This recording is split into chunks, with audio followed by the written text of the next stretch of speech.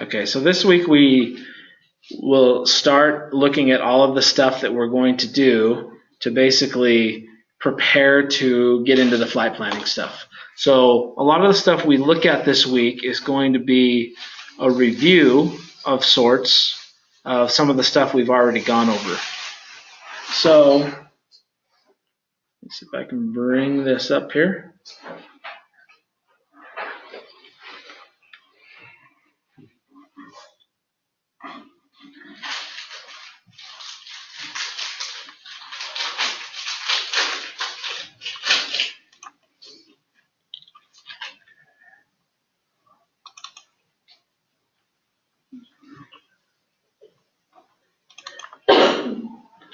I'm just going to bring up the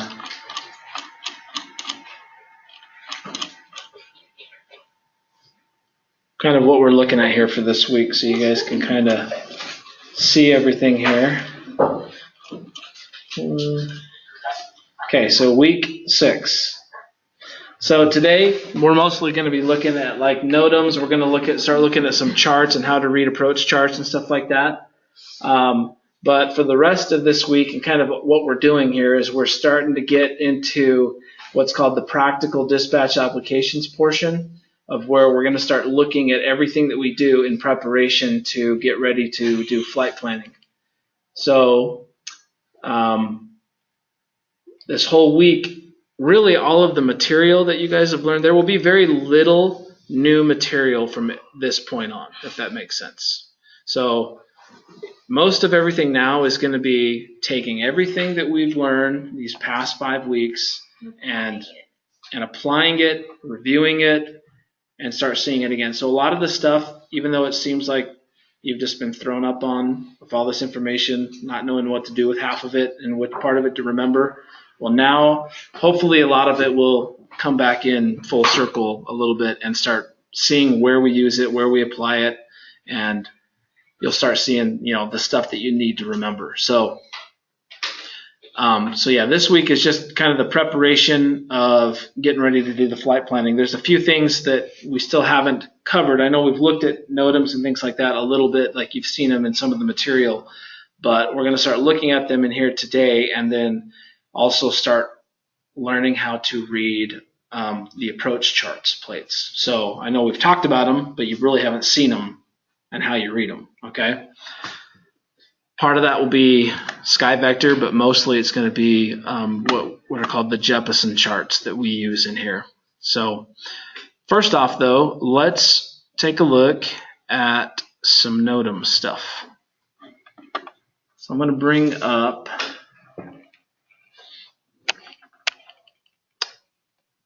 our trusty little friend, WSI. Got to log all the way in to get to it, though. We're going to start looking at some NOTAMs.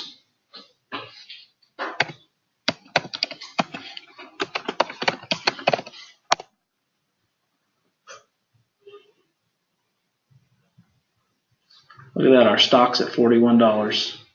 Ooh. Highest I've ever seen it. Yeah. It's funny, I started tracking stock for guys. Just so you guys know, when I started here, day one, just to show you the influence I've had on this company. Okay. When I started here, the stock was $5.71. Wow. In 6 years it's gone up? In 6 years, it's gone up to 41. So do you guys get buy-in to the stock? You can. You can. Yeah. Part of my, you can choose. You can have up to 25%, I think, of your 401k buy stock. But you can also, then you get like the stock option, like the employee stock purchase program, they call it. Right. Which isn't really that great, by the way. But anyway. But yeah, if you had bought into it. Did you buy into it on day one? Well, one? I've bought into it like little by little over the years just from my 401k. I haven't ever bought any just on the side, like by myself, but I've had part of my 401k always buying SkyWest stock. But even at that though, because it's not like it ends up being that much money. I mean, it's like 5 or 6% of my paycheck is the 401k, and only 10 to 20% of that is even buying stock. Like I think I've only amassed like 100 shares, over 6 years. So just because I like the price and stuff. But yeah, it's the best performing thing in my 401k. Nice. So anyway, I sold it all today, by the way. You did? I did. Was that 41? I would have done that also, honestly. Well, I'm about to leave. Yeah. So it's not like I'm going to have it or be buying it anymore anyway. And I figure 41, it closed at 41, so it'll sell on today's closing price. So anyway, I figure, Check it tomorrow. why not? How much money you lost. Yeah, unless it jumps up to like, Another 10. yeah, it's not. That's the thing. I'm surprised that it's this high. Yeah. Not that it couldn't go higher, but the market cap it's almost reached its market cap, which is like 1.9 billion for all of the SkyWest stock. So Yeah, I didn't imagine it was like 1.7. yeah, and the market cap's like 1.9. So anyway, it could go up to 44, 45, but I don't have enough shares to where that would even make a difference. You're talking like $80 or something, so. Anyway, so let's look at Notums. Let's look at Salt Lake Notums first. So everyone knows what a Notum is, right? Notice to airmen. Notice to airmen. One thing you're going to notice about Notums is that most of them we do not care about. However, you got to sift through the crap to find the gems.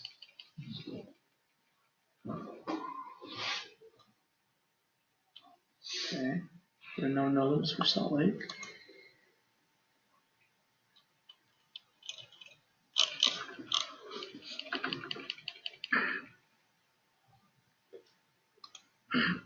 Yes, that's why. I need to select them. Okay. I'll try and zoom this out here.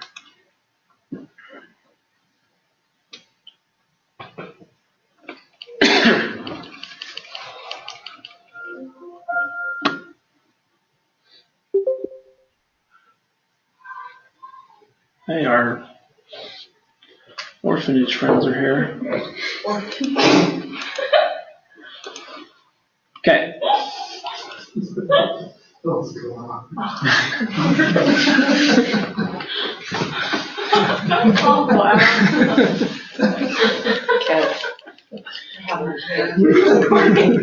The garbage pail kids.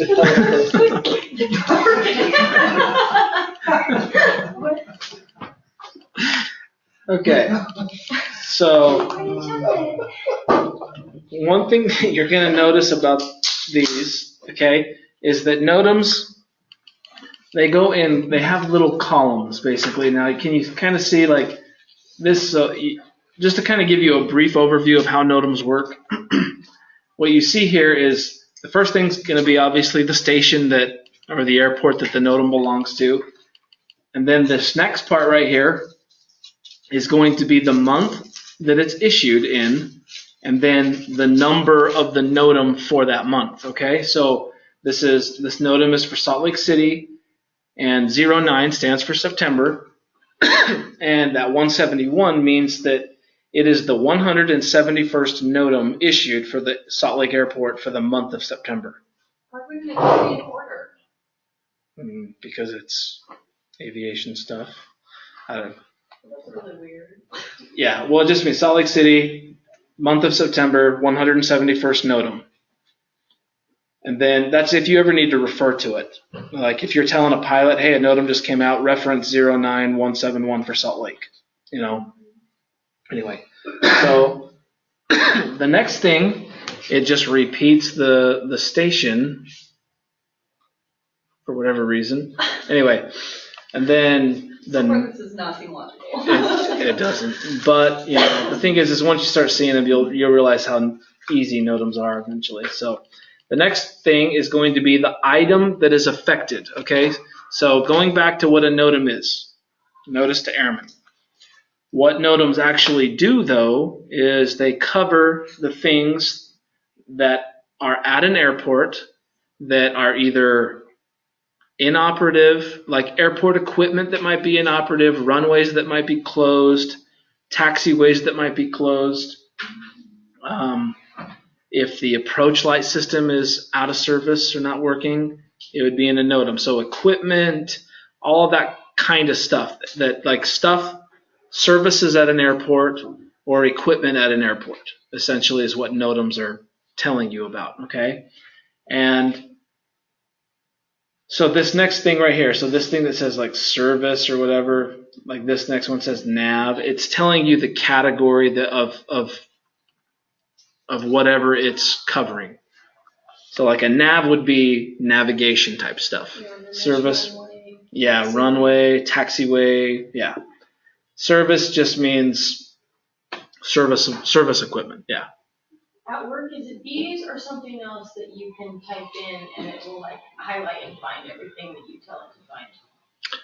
It's these, like what Jules does, you mean? Like where he types in like runway and it just goes to all the runway stuff that's these. So there's only certain ones that dispatchers care about at the end of the day, and I'll show you which ones those are, but you'll be able to quickly kind of sift through the stuff you need to know about and the stuff you don't need to know about. So service, so like this one here, there's a lot of these that you're gonna not even, like there's a lot of these that I don't even know what they are or what they mean because they don't have anything to do with dispatch. The only ones that I really know much about are going to be the ones that we actually deal with. So if it's not something that's dispatch related, a lot of these I don't even know what it even is or what it's even dealing with because it doesn't make it, you don't care necessarily. You ever just get bored and like Google stuff out? Not this stuff. Not this stuff, yeah. So that's, let's see, TAR/SSR out of service. I'm not sure what it means. Something with the tarmac and something like that is out of service. But it's not something that has anything to do with dispatch, but you just know that it's out of service. This next one, Salt Lake City, the month of September, 168th NOTAM, Salt Lake City, navigation is your category. ILS, which we all should know what ILS is at this point. So instrument landing system on runway 16 left, the DME is out of service. So the DME is the distance measuring equipment. So you do care about something like that because sometimes when we start to look at the approach charts here, some of it will make sense because you'll see that your weather minimums for like if you're flying somewhere that has poor weather and you need that ILS approach system that lets us go down to that really low visibility, 200 feet on the ceiling and a half-mile visibility, and you want to be able to use the ILS, well, sometimes that having the DME in or out of service can affect what your actual minimums end up being for the weather. So we'll look at that stuff later and we'll kind of all tie it back in. But for right now, I just want you guys to kind of get familiar with the acronyms and the ones in here that actually make sense for dispatch and the ones you need to know about. So this next one, Salt Lake City, 9th month, September, 169th NOTAM, Salt Lake City, ILS, runway 34 right, DME out of service. So when you start looking at like this, so this is like the same thing. The only difference is it's 16 left and 34 right. So is everyone familiar? And I know we've gone over a little bit on how runways are numbered. So after you recognize some of like your dispatch runway numbers, you'll start to notice you'll know that like if you have a 34 right runway, that the opposite end is 16 left. Like the reason why you'll notice that is because if you want to figure out runway numbers, you always just add 180 to the other end. So for instance, this runway here is 16 left, but the reason it's 16 is because the heading of that runway is 160 degrees. And so they name it 16, and the reason why it says left is because there's another runway that's exactly identical to that one. Same heading, same direction. So there's two that are both on a 160 heading at Salt Lake City. except they call one of them 16 left and the other one is 16 right. So the two main runways in Salt Lake are 16 left, 16 right, or if you go to land on the other end, it's 34 left and 34 right. So when you see this NOTAM, these two NOTAMs, you'll notice that this is the same runway. It's just that one is the one end, the other is the other end. They are two different ILS systems, and they both have DME on both ends. Depending on how you land. Yeah, it just depends on which direction you're heading, right? So this next one is a service SSR. We don't care about that kind of stuff. The next one, so just write this part down. The ones that you are going to care about are going to be the ones that say nav, like the acronyms that you want to try and spot. nav, runway, ILS, LOC, localizer, VOR,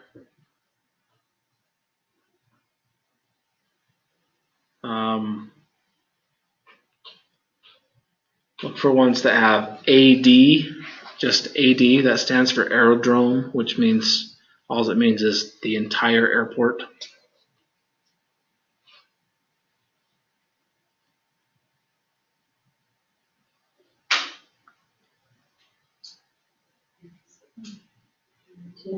Nav, ILS, runway, VOR, localizer. Localizer. Is that just LOC?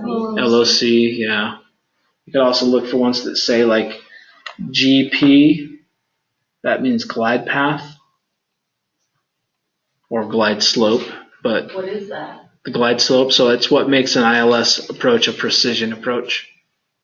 So you have your, like on an ILS, you have, vertical and horizontal guidance. So your horizontal guidance is your localizer, and your vertical guidance is your glide path, your glide slope. What was AD one more time? AD stands for aerodrome. Aerodrome.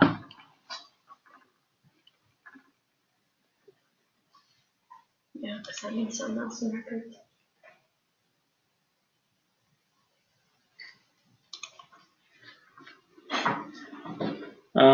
Closed.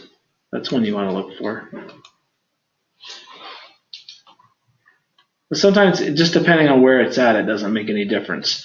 Like when you start looking through these and you see service, you don't care about those. You also don't care about taxiways. You don't care about these ones right here that say obstacles. So what you need to start training your eyes to do with NOTAMs, when you see NOTAMs, they'll always be listed like this, but you'll kind of see that you can kind of see these columns. Like here's the column of the station identification. Here's the column of the NOTAM month and number. Here's the column of the station ID again. And here's the column of like the category of the NOTAM. So what you train your eyes to do is I train my eyes to scan this column right here. So if that was the only thing that you looked at in a whole string of NOTAMs, if you just train your eyes to look right here and start scanning down and just simply look for just the acronyms, that the ones that you're writing down, and only read those ones, or have you train your eyes to just focus on just those, and that's what Jules does. He just types those in and it brings it up like that. So start scanning right here. So service, I don't care. Nav, I do care. Then I read it. Okay, great. That ILS DME is out of service. Okay, nav again.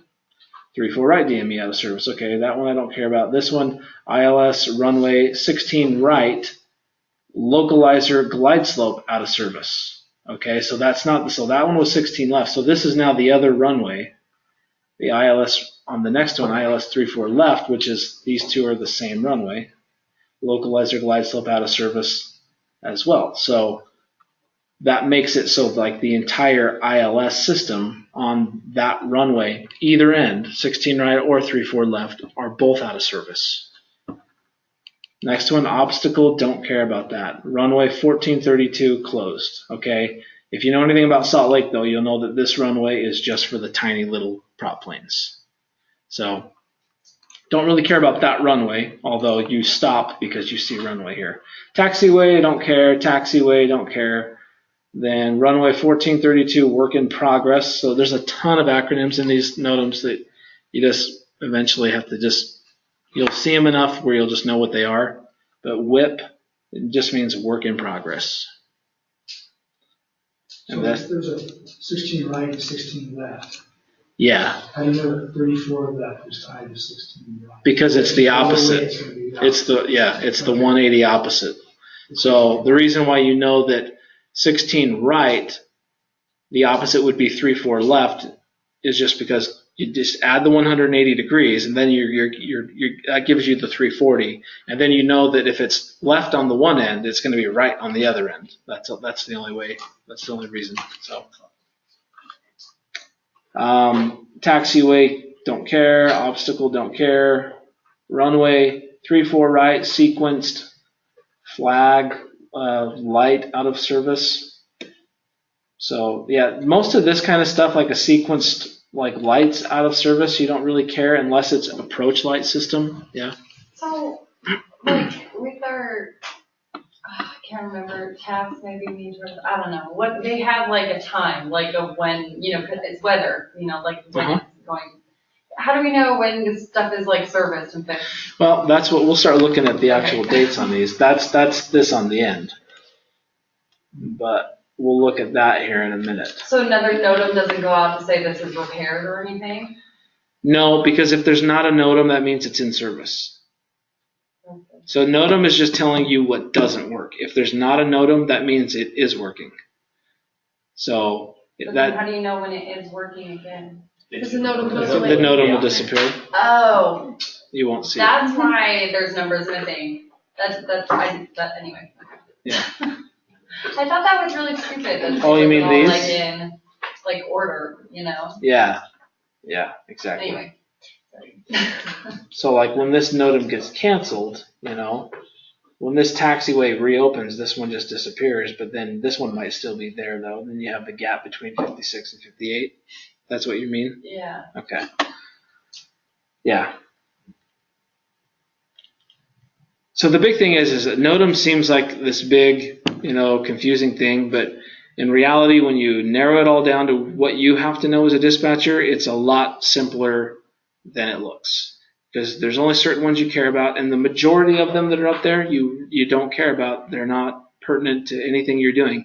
Even a lot of the ones that you stop on, that you know, when you train your eyes to stop on nav or runway, even half of those are not going to do anything to you. Like as far as they're not going to have an effect. You know, like it might be a runway that is not a runway that you would ever use anyway, you know. So, but you stop because it said runway, right?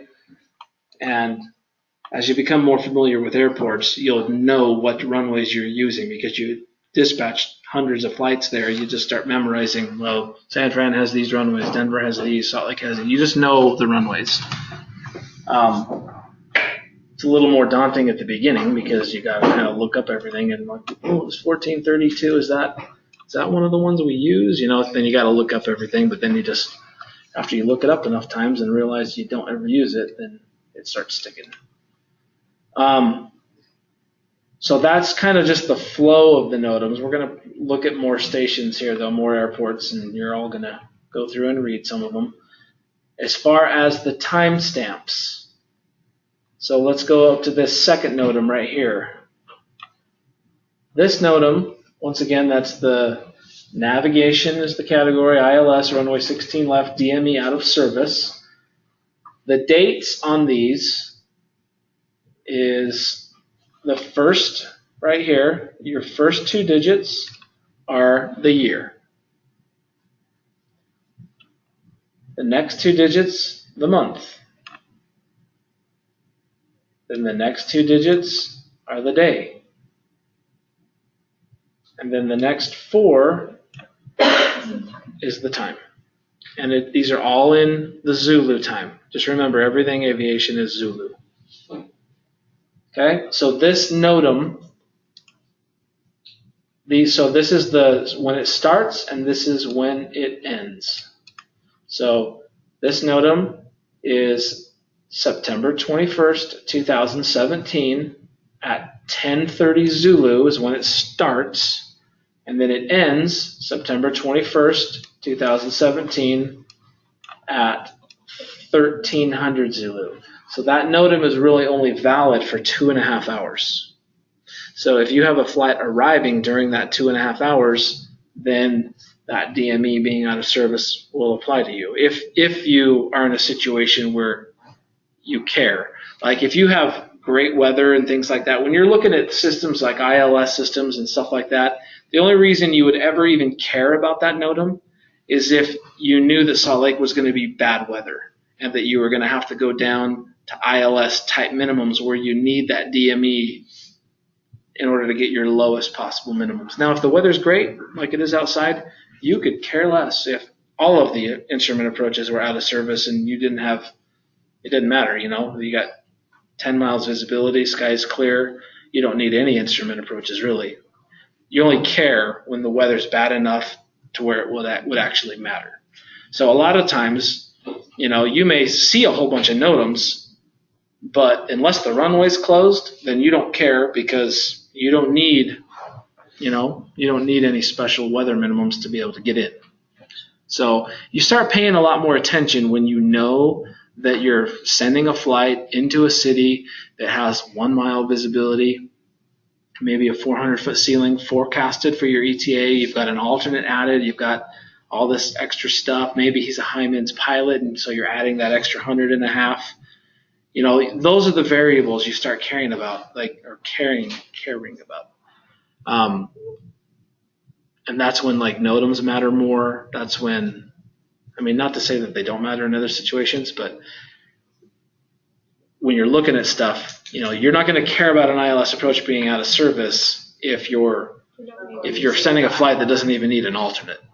Does that make sense? Most of your flights are going to be good weather, even in the middle of winter. I mean, you're only going to have a handful of flights during any day that are going to be bad weather flights that are going to be right up against like landing minimums, you know? So I don't want to like skew your minds and thinking that like every single flight is like all this detail and having to dig through everything and stuff. Like I said, you know, before, a flight, like, you know, once you get comfortable dispatching, you know, most of your flights can be planned start to finish in probably under a minute, you know, and where you send the release to where you first look at anything on the flight at all to where you send the release. So it's the majority of your work is always just a handful of flights that you have any given day that are going to be bad weather, you know, other weird situations that you're dealing with where you're looking at all the NOTAMs, all the weather, all the minimums, bringing up charts. You know, that's only going to be on a certain amount of flights. So those are obviously the ones you work a lot more on, but those are the ones where you're digging into every little thing. So yeah, that's when that NOTAM is valid from. Same thing with this. It's the same NOTAM, just the other end of the runway, and it's the same timestamp. So does that just mean that they are like planning on having it serviced by 1300 Zulu? Yep. And if it is, then it will be removed from the NOTAMs, and if it isn't, then it will Just be continued. Another one will go on. They'll or issue will the time another one change? with the time extended. Okay. Yeah. Yeah, exactly. So you can tell that this is intentional, right? They're intentionally taking it out of service here because they have it planned, right? Yeah. So let's look at these ones. It's the same thing. I mean, today is the 19th. We're talking about stuff on the 21st here, so 2 days out. So same thing, nav, ILS, runway 16 right, localizer, glide slope, or glide path. Glide slope, glide path is the same thing, interchangeable. Out of service, September 21st, 2017 at 500 Zulu to September 21st, 2017 to 1200 Zulu. So 7-hour period there, and it's the same on the other NOTAM there. So if you're dispatching a flight there and weather minimums were too low during that period of time, then you'd have an issue with that. Yeah, if that's the only runway that you had available to you, yeah. Now, when you're flying into a big hub airport, one of the nice things about that is that even if it's bad weather, if you're flying into an airport that has 7 runways sometimes, more than likely, one of those runways is going to have its ILS available. So even if 3 or 4 of them are out of service and NOTAM'd out of service, you're probably still going to have a few that are available. So once again, kind of just beating that same topic again of the workload factor. When you're dispatching to a hub airport, it's always easier because most stuff, you have so many more options, so many more different types of approaches. You've got a whole bunch of different runways, one that goes this way, one that goes that way, depending on the wind. The tough flights are those ones that go into that one airport that has one runway. The wind is blowing the wrong way that you need it to blow.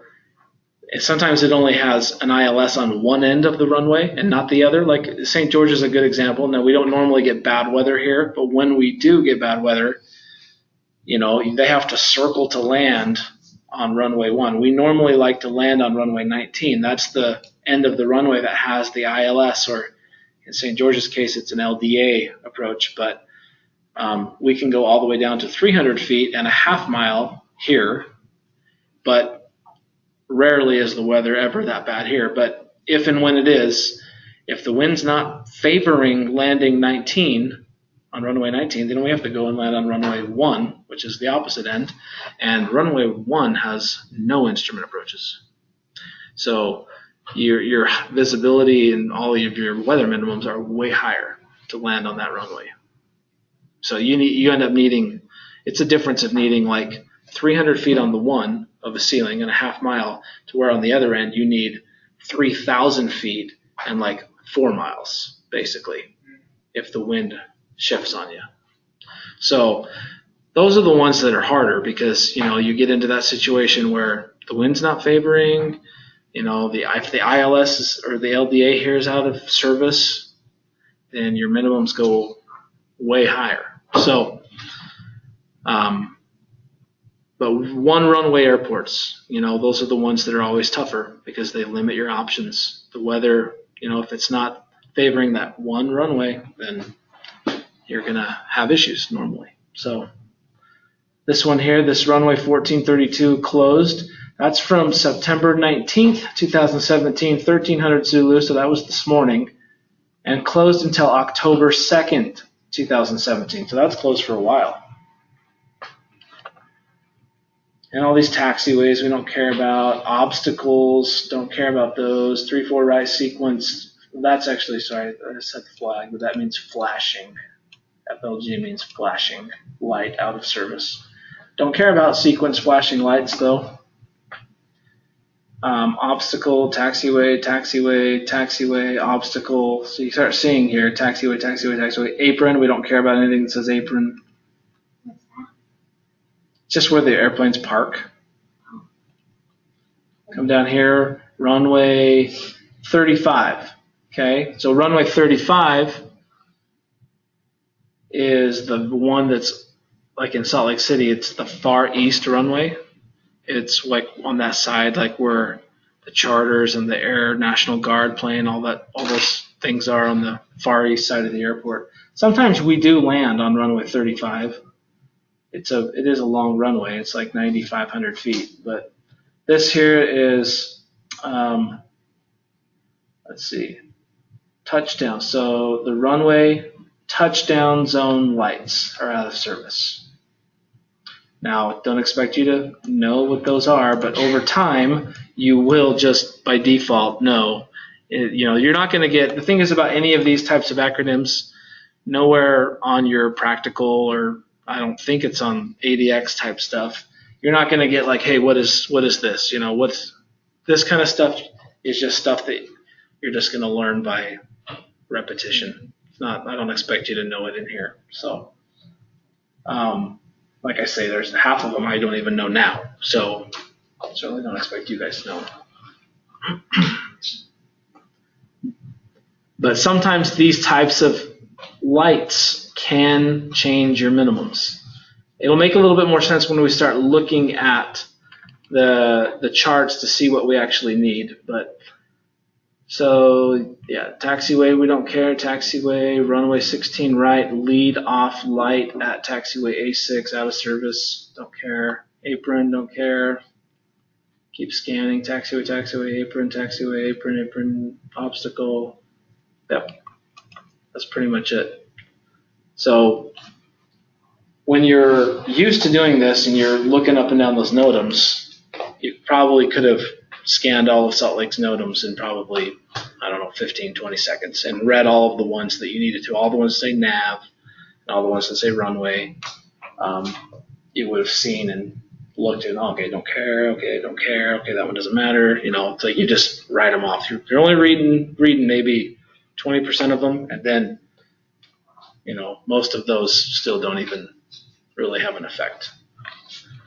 So that all of these NOTAMs that you're seeing up here, these are all called local NOTAMs. They're also called D NOTAMs. So there's two different types of NOTAMs: D NOTAMs and then FDC NOTAMs. So write that down. The two different types of NOTAMs are D NOTAMs, which mean local NOTAMs.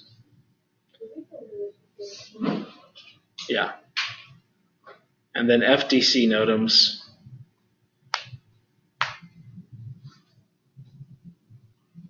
Did you say FDC? FDC, yep. FDC NOTAMs. So going back real quick, the local or D NOTAMs are all having to do with equipment and like runways and equipment or services at an airport, being like in service, out of service, or available for use. FDC NOTAMs all have nothing to do with equipment. FDC NOTAMs are all about instrument approach procedures. So once again, the two different types: D NOTAMs, which are the local NOTAMs, and then FDC NOTAMs, which are specifically about changes to instrument approach procedures. And we'll look at them, some of them.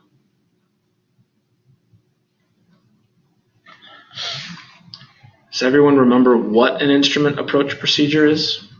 Or I should say, did you guys write down the word approach in there? Okay, cross out approach. Just write instrument procedures. Sorry. I'm just too used to throwing the word approach into that middle of that. But it's basically just changes to instrument procedures at an airport. So Salt Lake has its own set of FDC NOTAMs, which they're all about changes to instrument procedures at that airport. So instrument procedures now, what those are your SIDs, your STARs, or any of your approaches, like your landing approach procedures. ILSs, VOR approach, GPS approach, any of that kind of stuff. Any type of an approach, or a SID, or a STAR. So to put it a little bit, to kind of grind it down a little bit more, instrument procedures obviously are just a set of instructions that the airport has published or has available for instrument-rated pilots or IFR pilots that they're supposed to follow if they're doing certain things, right? So if they're taking off, they might follow a SID, which is an instrument procedure, but it tells them a departure route on how to navigate out and up into the Class A airspace, basically. If it's a STAR, same deal. It's just a set of instructions telling them what points they need to follow to descend into an airport, what altitudes, what points. So you all know what SIDs and STARs are. And then, of course, other instrument procedures are just landing approach procedures. Like, okay, I'm going to follow this STAR, and then I'm going to land on this runway, so I'm going to follow this ILS approach, which tells me, another set of instructions on how to descend down into the runway. So it's all just these different sets of instructions on how to land, take off, descend, climb, any of that kind of stuff for a given airport. Okay, so FDC NOTAMs are just changes to those procedures. So when we bring up the charts, you'll see, but if you go into charts that are published for an airport, you'll see all of these different procedures that are just these normal procedures like stars, SIDS, ILS, like all sorts of different landing approaches, takeoff procedures. So all of those charts are published for an airport. Anybody can look them up and stuff like that. But if something on one of those charts needs to change temporarily, then they issue an FTC NOTAM for you to read and look it up and do the change, basically. So like when you have like an ILS approach go out of service, it might spark an FTC NOTAM to change the minimums on that approach, that ILS approach, for like a certain amount of time. But it's not like if you were to pull up the actual chart for that approach in the airport charts, which like I said we're going to do in a little bit here, it's not like something that warrants changing this entire chart, if that makes sense, that like the normal chart that's printed and available for everybody to look at. It's just a temporary change that might be only for one day. Does that make sense? So it's not something that you're going to just go publish in a book and make it available on all the charts just for something that's only one day long. It's just like anything else, though. If you're flying to an airport, the pilot is responsible for checking all of the NOTAMs, and the dispatcher as well. They're checking the NOTAMs to make sure there's no irregularities for going on at the airport. That's how you find all the irregularities out, by looking at the NOTAMs. So if there's not a NOTAM, then that just means you follow the chart as prescribed that's already available. Yeah. Do we put that information in dispatch release? Yeah. Yeah, NOTAMs, they all kind of go in with like your weather packets and things like that. So yeah, all of that stuff is printed with the release. And that's where the pilot gets the information. The pilot gets all that information, yep, on From us. from the packet that we send him. We send him the dispatch release, the flight plan, the load. He does the load manifest himself in the plane, but we do that initial weight and balance, which is not to be confused with the load manifest, because they are two different things. But we do kind of the weight and balance more or less, but they do the final weight and balance in the plane once they get the final count numbers. We just do an estimate. That's all we do. But we send them the dispatch release, the flight plan, the weather packet, the NOTAM packet are all part of what we send them. So FTC NOTAMs, let's take a look at it. So you'll notice that they're all a little bit longer. They're not just these one-liner things. This here is just one FTC NOTAM. So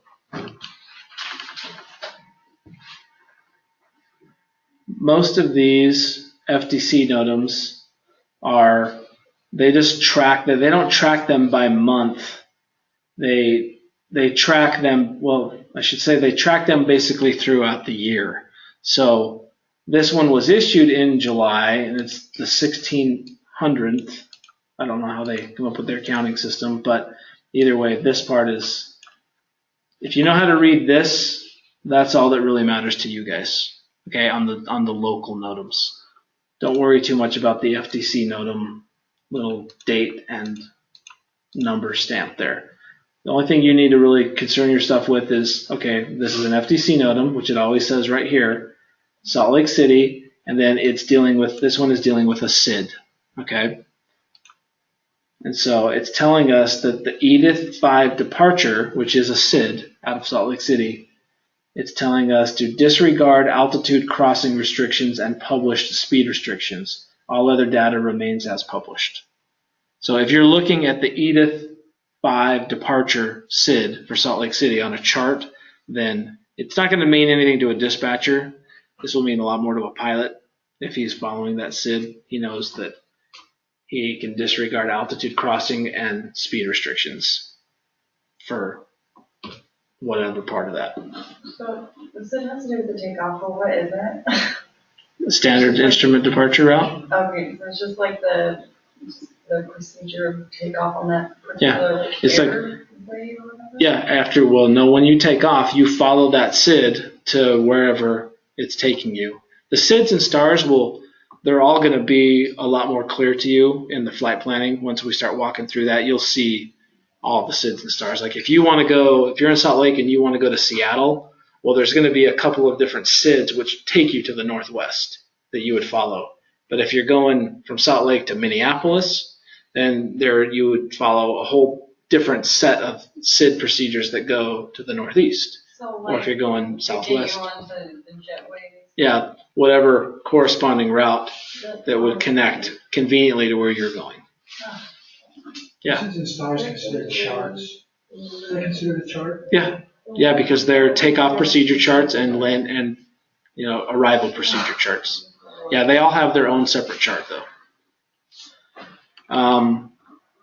Let's take a look at the next one here. So this other one here is also a SID. It's for the LEATS 6 departure. Same thing, disregard crossing altitude restrictions and speed restrictions. Same thing with the Peacock 5 departure. Same thing with the Twin Falls 4 departure. All of these. Let's see, this one here is an instrument approach procedure. So that would mean a landing approach procedure. This has to do with the RNAV GPS runway 34 left. And it's telling us that we add 403 to all categories, and visibility, all categories is RVR 4500. So, like I say, a lot of these will make sense once you understand the approach charts that we're going to look at, but this is basically a change to a landing approach procedure, and it's adding more to the minimums than you'll see, basically, if you're looking at that chart. ILS or localizer runway 16 right. This is telling us the missed approach procedure, climb to 4,800 feet, then climbing right turn to 9,000 feet on heading 300, and the Wasatch Vortac radial 249. Anyway, that is just a change to the missed approach procedure. But most of these are really just there's very, very, very few of these that apply to dispatch. And the only ones that really apply to dispatch are going to be ones like this that are changing the landing approach minimums and procedures. That's all. Like if it's adding, if it's making us add more visibility to what our visibility already is.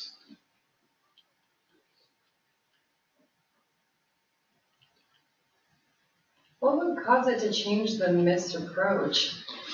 Well, if you have a VOR that's connected to an airport, that let's say that if you have a missed approach, there's always a procedure. So you have to understand that the instrument procedures are basically telling you 100% what to do at all times. So the reason for that is because it's expected that you're flying 100% by instruments. So even if you can see, in some cases you can't see, right? If you're in a big fog bank and you can't visually reference anything, it's telling you exactly what to do. So if you get down and you can't land because the visibility is not good enough, and you get all the way down to that 200 feet that we go all the way down to, and it's still, you can't see, well then you can't land, so you go missed.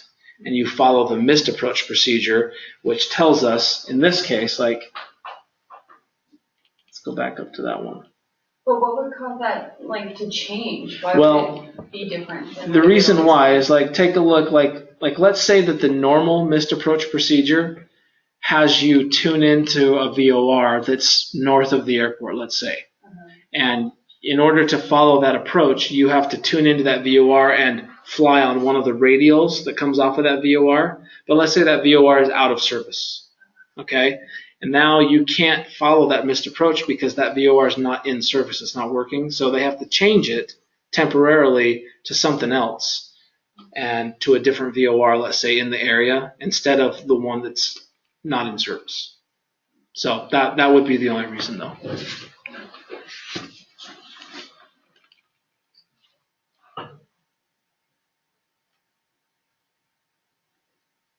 But yeah, there can be a lot of different things, but they only deal with instrument procedures and changes to instrument procedures. So let's take a look at, let's see what St. George has for NOTAMs. You'll notice the bigger the airport, the more the NOTAMs. but still only about the same amount would you care about.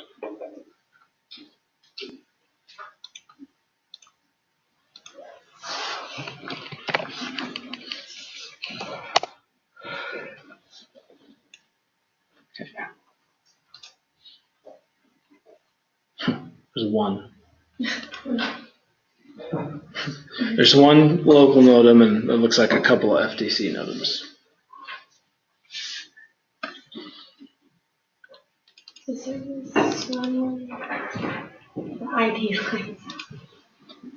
Yeah, so St. George, and this is from March.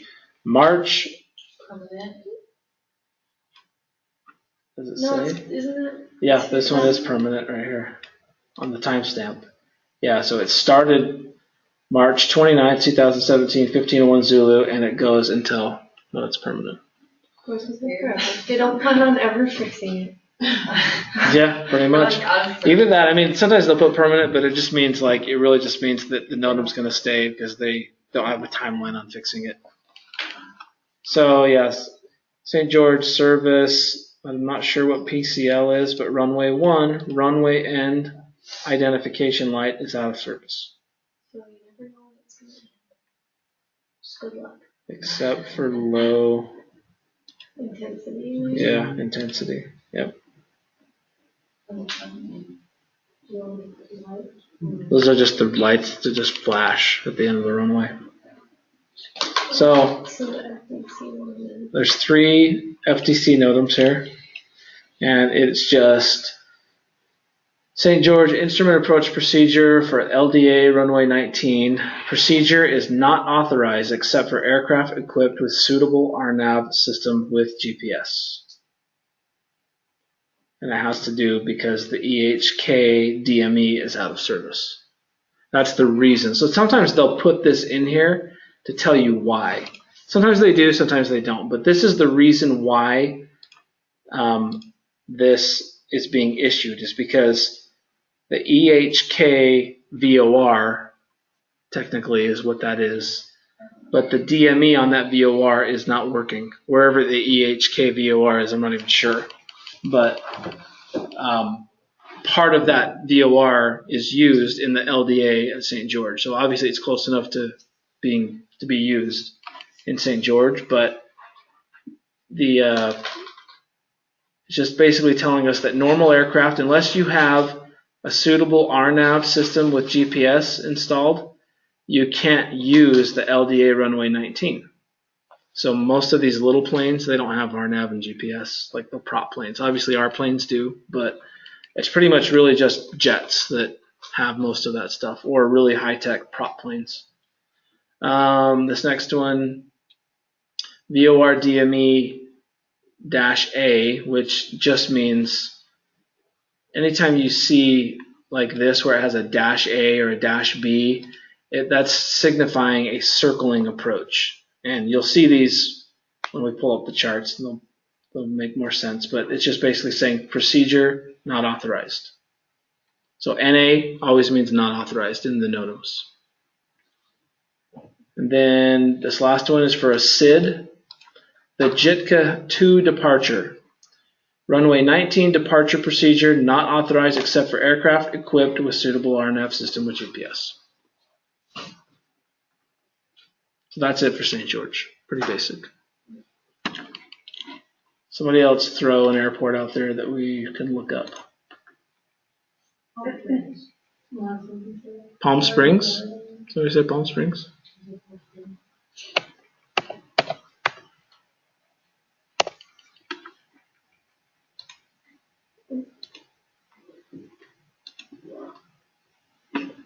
Few more than St. George.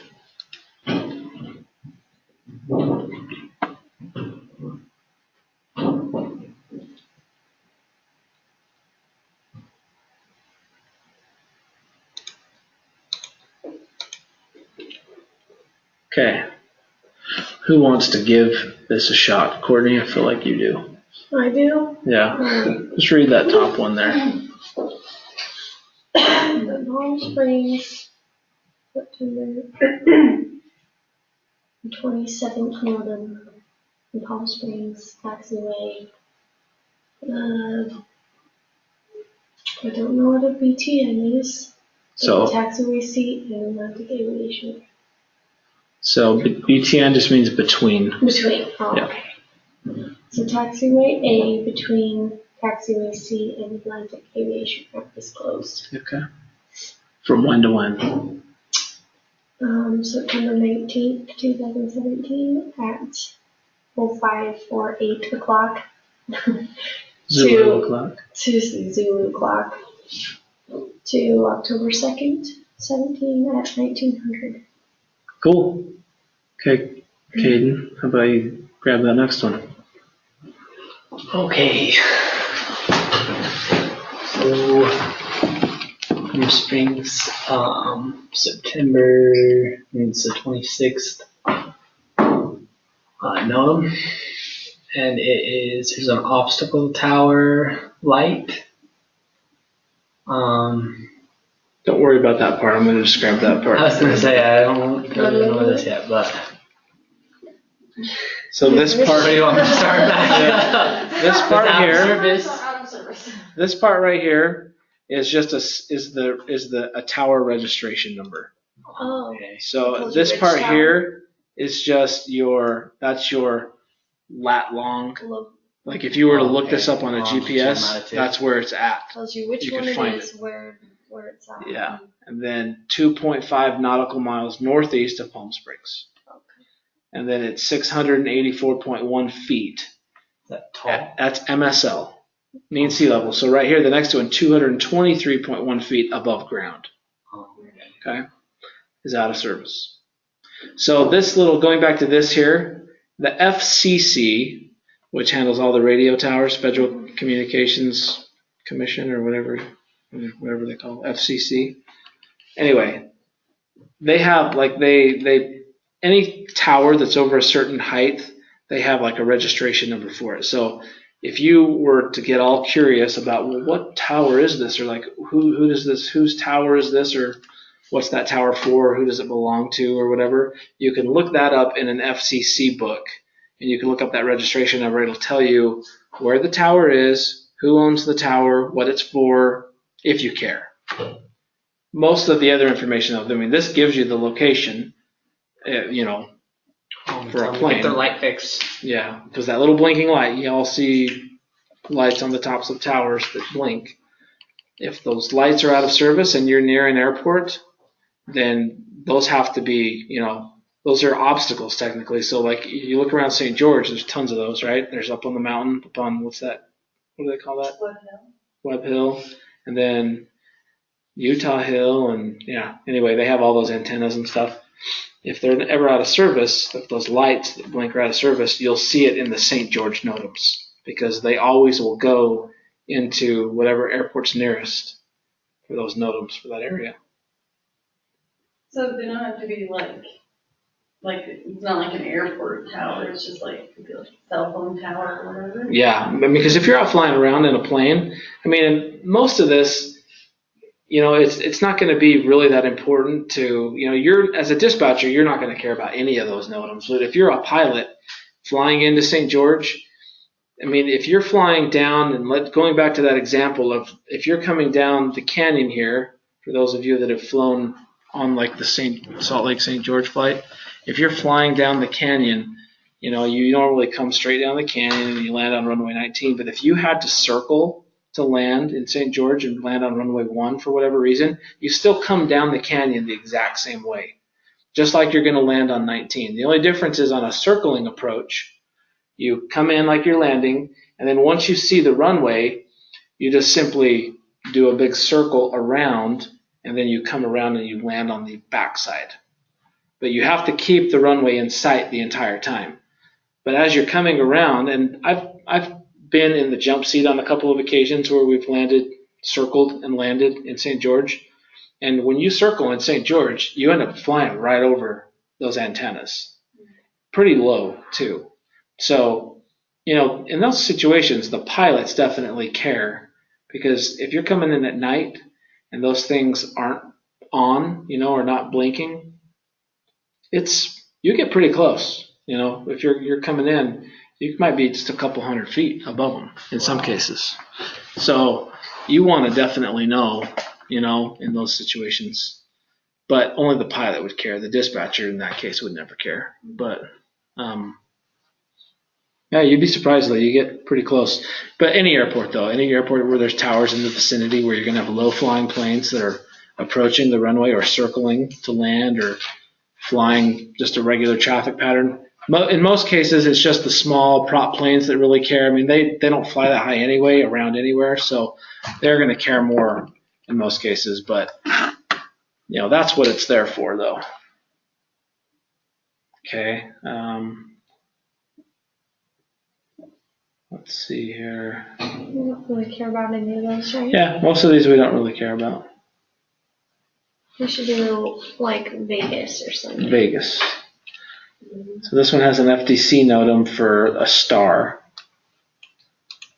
And it's just basically saying lost communications, proceed direct to TRM VOR, which is thermal, and execute the VOR or GPS B circling approach. Anyway. Okay, let's look up at Vegas. And then we'll have the next row you guys can read, and then everyone can read. Yay! Vegas will have plenty. They always do. Yeah, McCarran always seems to be. Not too bad. Oh my gosh. Not too bad. And those are fairly easy ones too.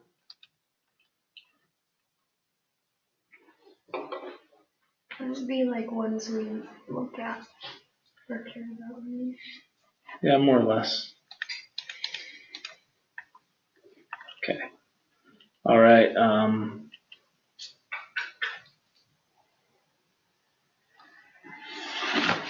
Okay, Crystal. Which one? Just start at the top. Okay, so Las Vegas, September. Wait. What is the 7 called? Oh, right. So it's Las Vegas Service SMR. I'm not sure what SMR is, but. Well, the SMR is out of service. Correct. On the 2017, September 22nd at 0400 Zulu until 2017, November 22nd at 0700 Zulu. Yep. So it's not going to be out of service for long. Just 3 hours, SMR, whatever you are. Okay, Aubrey. Okay. In Las Vegas, September, 75th NOTAM, AD and AP Runway. So what does AD mean? That was one of the ones I had you write down. Aerodrome. Aerodrome. So this is meaning the entire airport. No, it's AP.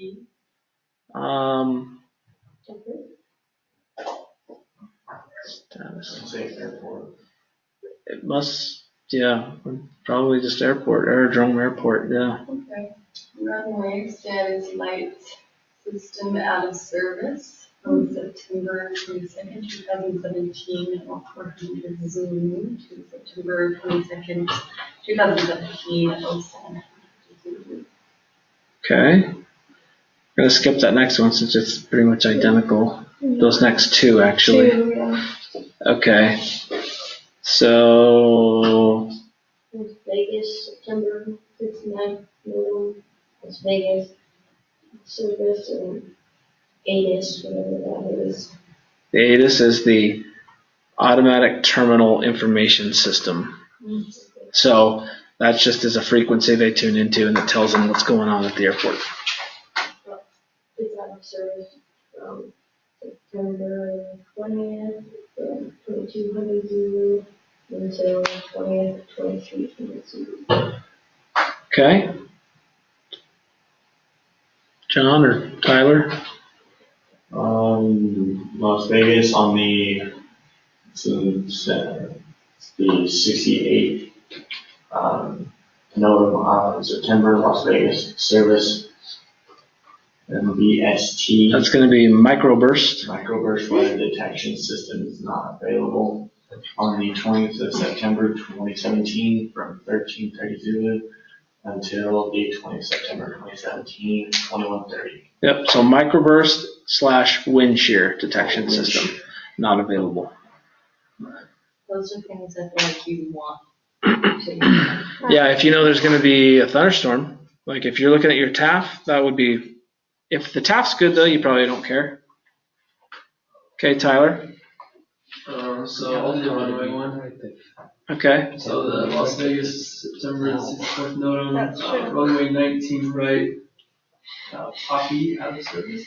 Yeah. Which is, I get swing it out. The Pappy. So is it some kind of light? Yeah, the Pappy is just some lights on the side of the runway that show you your angle. It basically tells you whether you're coming down either too low or too high. So it's a series of lights that basically it has like 2 green, 2 red, and you want them to be like 2 green, 2 red. That means you're coming down at the right angle. If it's 3 green and 1 red, then you're too high. If it's 3 red, 1 green, you're too low. So that's kind of what it means, but that's what a PAPI is. So that's going to be out of service September 14th at 0212 Zulu till September 20th at 2100 Zulu. Cool. Scott? Which one, the last one there? You can just do the last one, that's fine. Okay, Las Vegas, August 41st, another one. Las Vegas runway 07 left, 25 right. Kingston runway 08 left, 26 right. 2017, August 16th at 0700 Zulu, and it's permanent. Yep. So, any reason why you think they would just change the runway names? Move it? They didn't move it in this case. They just... Like 1 degree. Well, it'd be 1 degree, so like. Yeah, you would think it's not a perfect science on these runway names. Did they just reline it? They didn't even realign it necessarily.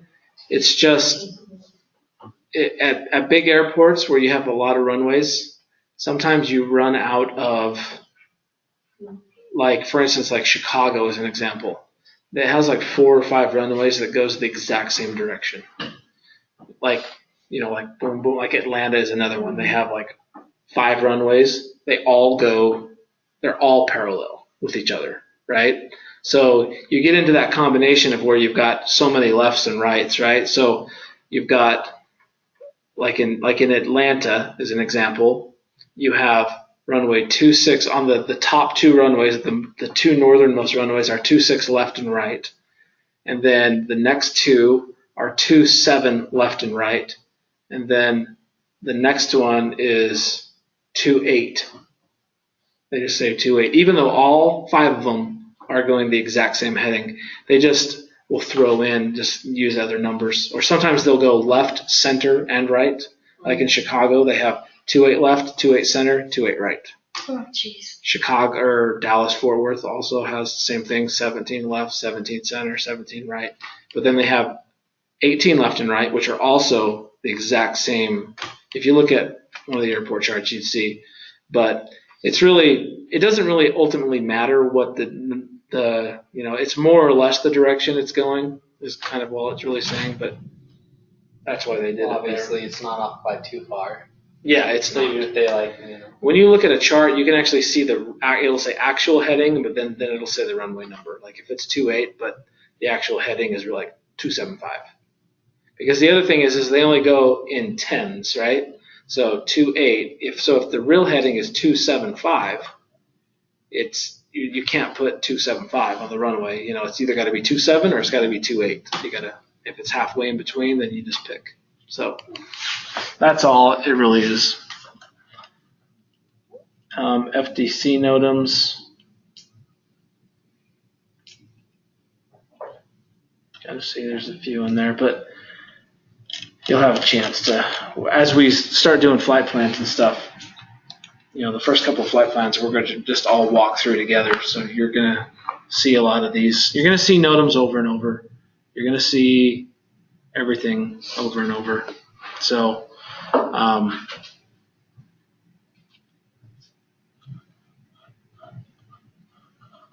Everybody feel like they can read a NOTAM? Does anybody online want to try and read a NOTAM? I think you should make them. We didn't get an option. Oh, it's not that hard. No. Okay. Let's go to the next day. I feel like we've done this. Wait, you don't want to make them read NOTAMs? I'm ready. Oh, Fill me with okay. knowledge. I feel like this week got it. Well, Andrea wants to read a Portland NOTAM. So we'll just try and bring up. Not now. Just kidding. No, I'll do one.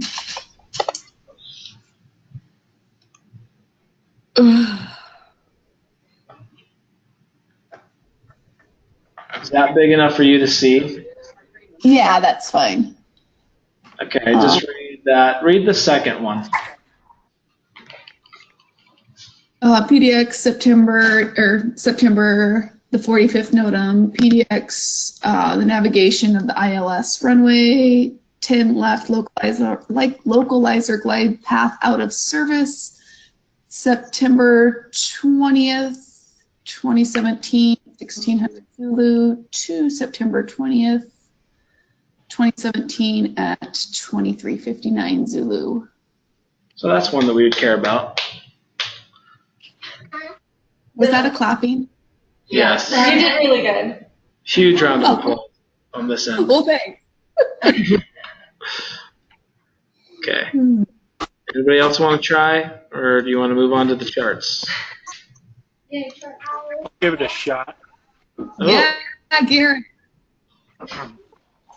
Okay. Pick whatever one you want there, Garrett. Did you already do the wingspan? Nuh-uh. Okay, so PDX taxiway Tango between taxiway Echo 3 and taxiway Bravo 4 closed to aircraft with a wingspan more than 118 feet from the 24th of August 2017 at 1439 Zulu to September 30th 2017 at Can't see the end of that one, can we? Yeah. Cool. Okay. Let's move on to charts then. Since we looked at Salt Lake, we will look at charts from Salt Lake.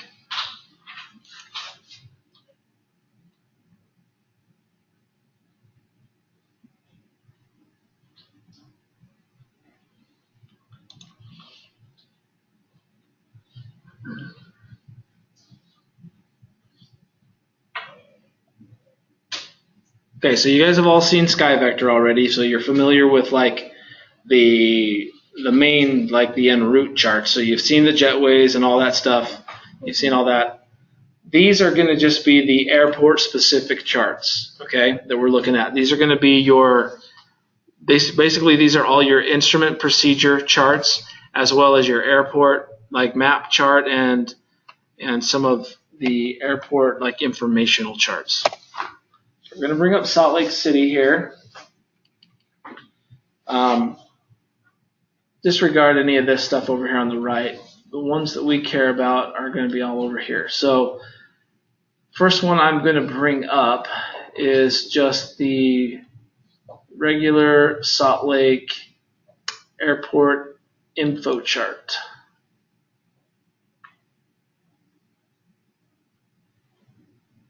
Actually, not that one. Sorry, I want my 10.9 chart. That's what, okay. So when you look at Salt Lake, this should be like one of the first charts that you see.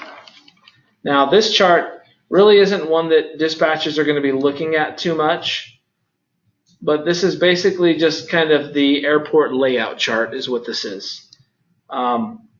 This is going to basically tell us all of your different runways.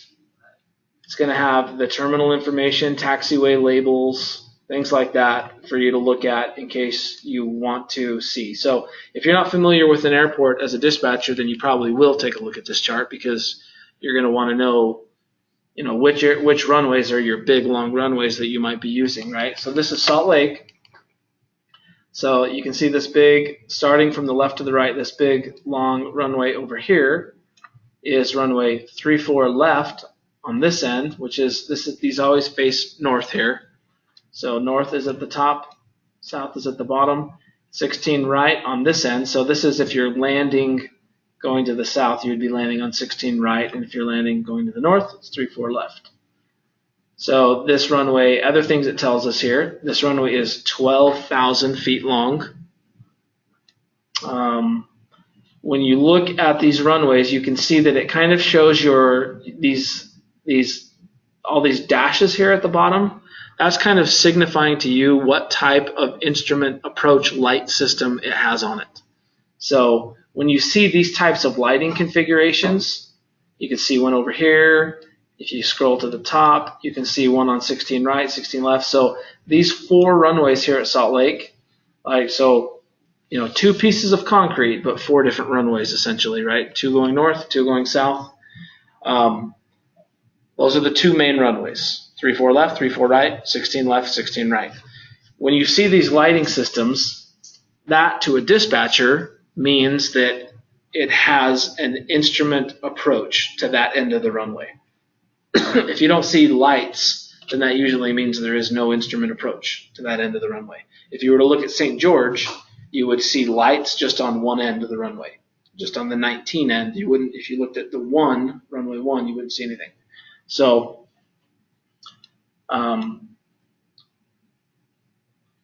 so it tells you right here that there's instrument approaches to both ends of both of these runways. If you look over here on the far right-hand side, you'll see this other runway, 17 and 35. It's a little bit shorter. It's 9,597 feet long, but it does have these lights. Now, these are different kinds of lights over here than, say, these ones. This still means it has an instrument approach system, though, and it has it on both ends of the runway. This over here just simply means that this has a better approach light system than this one. Then here's that little small runway that I was talking about, 1432, 4,800, 4,900 feet long. It's not one that we normally use, but so this is just kind of giving you the information on the some of the stuff at the airport. It also will show you de-ice areas. It'll show you, just where gates are, concourse numbers, different things like that if a pilot's trying to figure out where his gate's at. Most of this stuff, though, other than looking at the runways and seeing what's what and where it is at, most of this stuff dispatchers aren't too concerned about. When you do your flight planning and we start picking runways that we're going to take off on, you will end up looking at these in the manual flight planning process just to simply pick the runways you want to take off and land on when we get to that point. But other than that, we don't look at them too much. Can I ask a question on that real fast? Yeah. So on this chart or any chart, how it shows like the de-ice pad somewhere else, would this chart show if they de-ice at the gate or if you remote do it? Where would you find that information? Just curious. Most of that stuff is going to be airline specific. So, for instance, like these charts that we're looking at here are going to be the standard airport charts that are available to like all of the airlines. But most airlines also publish their own little charts. And like, for instance, the SkyWest version of kind of what you're looking for here is SkyWest publishes some of their own charts. Like you can see this one, it says SkyWest on it right here, meaning that it's a SkyWest published chart. And this will tell you more of that information specifically. So it'll tell you right here, de-ice services, like this one is for Delta Connection. It'll tell you whether it has ACARS, whether it has de-ice. It tells you the type of de-ice fluid. It tells you whether they have the air start, the ground power, all of that stuff, where their parking is at. But it also tells you like where customs is. It tells us where, let's see here. It says de-ice, see de-ice notes. So it'll tell you more specifically like where they de-ice at. In fact, it might be, so this one has like a page 2.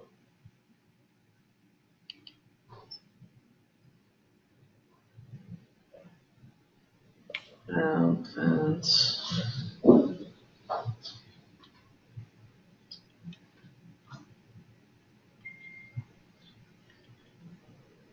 Just going to go to the last page here to see the notes.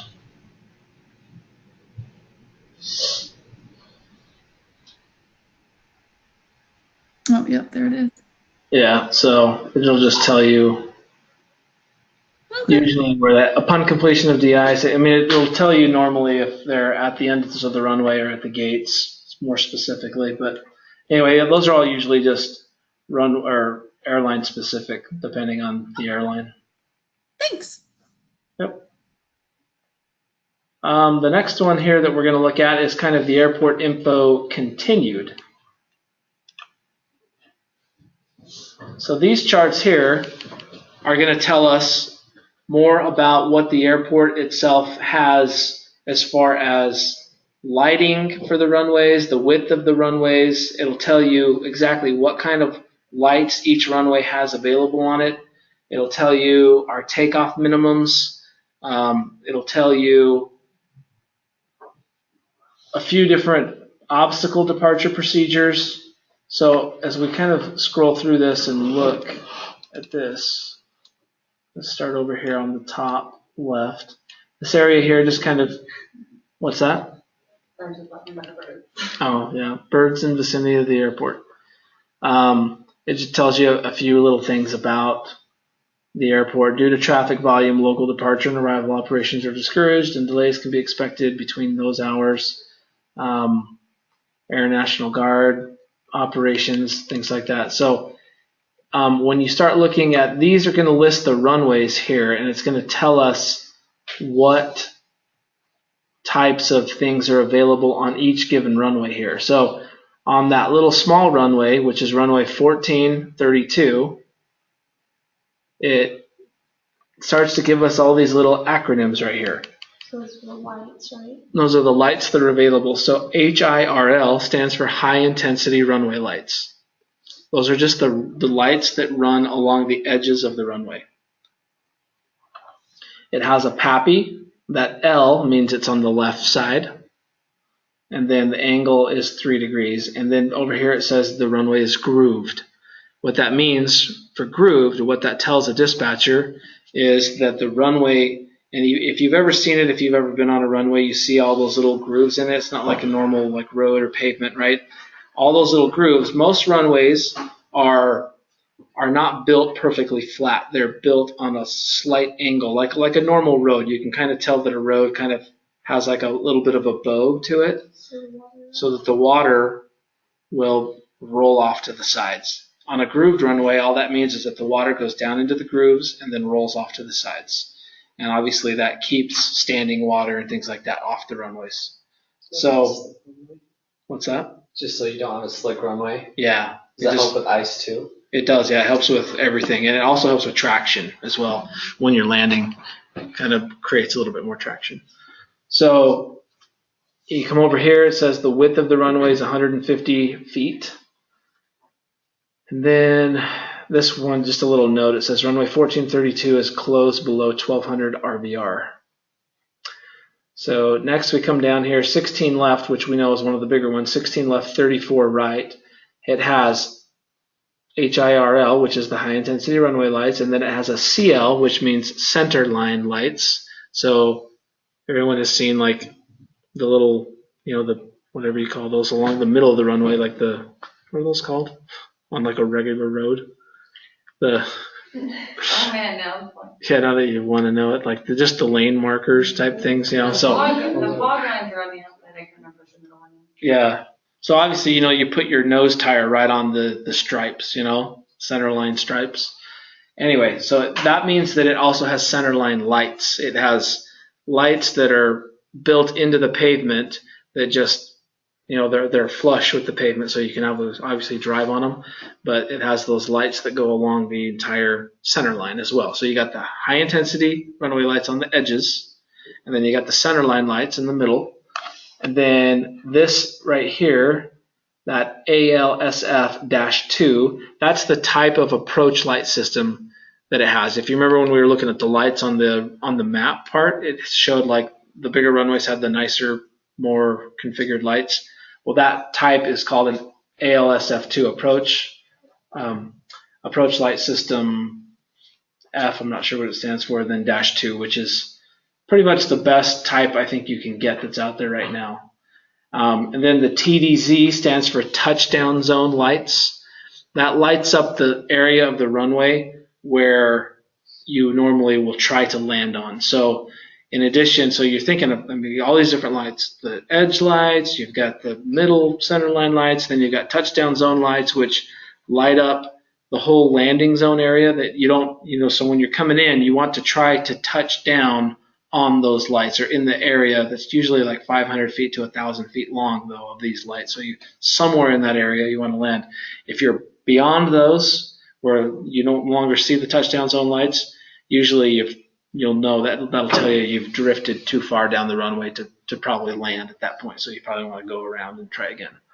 And then, of course, the PAPI on the left side. And then this down here just tells us that the runway has RVR available. So it'll have those RVR systems. And the way RVR works, I know we've talked about it a little bit, but RVR, when a runway has it, it means that it has, what it does is it has one at the end, at the middle, and then on the other far end. And what it has, it's these three little machines that shoot lasers back and forth to each other. And so the first one, which is called the touchdown zone. That's what when you divide up RVR, you have touchdown zone, midpoint, and rollout are the three different ones. That's how they're divided up. But the touchdown zone laser shoots to the midpoint laser, and it basically measures how much light gets through, or how much of that laser light will get through to where the other one can read it. And that's where it gets your RVR reading from. And then, of course, the next one measures the next part, and you'll get that RVR reading on sections of the runway. So you might have one section is 1,200 RVR, the middle section is 1,800 RVR, and the last section might be 2,000. So, like, if you had a fog bank sitting over the top of a runway, but the bulk of it was on the south end of it, let's say, and so most of the bad part of the fog, you think of a runway 12,000 feet, you're talking that's well over 2 miles long of runway, right? So you can have a fog bank literally sitting on the center of the runway sometimes, especially in Salt Lake where you have that bad inversion that comes out over the lake. Sometimes you can have fog sitting just on the middle of the runway where both ends show 6,000 RVR, but the middle shows 600. So it's really weird. It's like you land and like you can see everything. You go into a fog bank and then you come out of it. Or if you're taking off, same deal. But that's why they measure it at three different spots along the runway. So it gives a lot more accuracy as to what the visibility truly is on a runway. You think about those ASOS machines that we've been talking about that give us the METARs and things like that. Sometimes those ASOS machines are clear off on the other side of the runway or other side of the airport that you don't, it's just measuring kind of in a generic location for the entire airport. But if you're landing on a runway that has RVR, the RVR is always going to be the trumping, it'll always trump whatever the ASOS says as far as your visibility goes. The ASOS might say 5 miles visibility, but if you've got a fog bank on the west side of the airport covering up that 3-4 left runway, you could be down to 1,200 RVR just on that one side, depending on where the fog bank is. And that's actually a pretty common thing to see, like in Salt Lake with bad inversion type stuff. You'll see where the whole west side of the airport is, you can't even land, and then the right side, or the east side of the airport, is 10 miles visibility.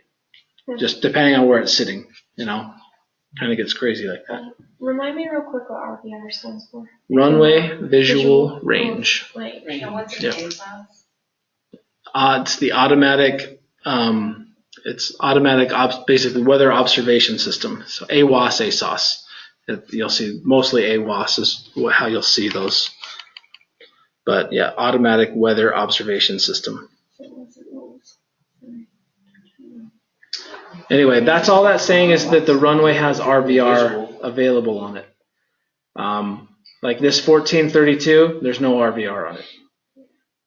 So 16 right, 34 left has all the same stuff that this 16 right, 34 left has. It also has the RVR, also 150 feet wide on both of those. 1735 has a lot of the same stuff, has RVR on both sides.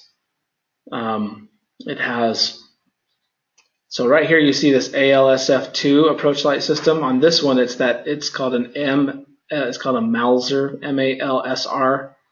You don't need to know what they stand for on these, but just know that these are different lighting configurations is all that is. Has centerline lights, touchdown zone lights, runway light, high intensity runway lights. So if you're ever looking for what all of the stuff is here, that's where you find out what it actually has. Sometimes you need to know what types of lights a runway has because it'll allow your minimums to be better. Like if you have centerline lights, sometimes it'll allow you to go down to lower minimums than a runway that doesn't have them. So that's why it's kind of pertinent to us. You guys want to take a break real quick? It's been about an hour and a half or so. When's that pizza guy shipped? Yeah, 10 minutes or so. Our other friends don't want to join us, obviously. Hi. Hi. So nice to have faces to the names now.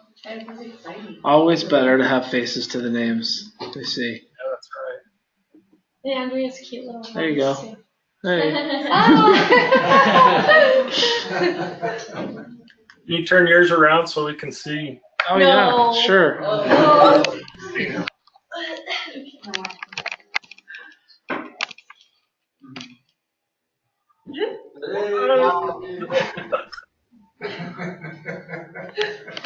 Yeah, we can go around to everybody.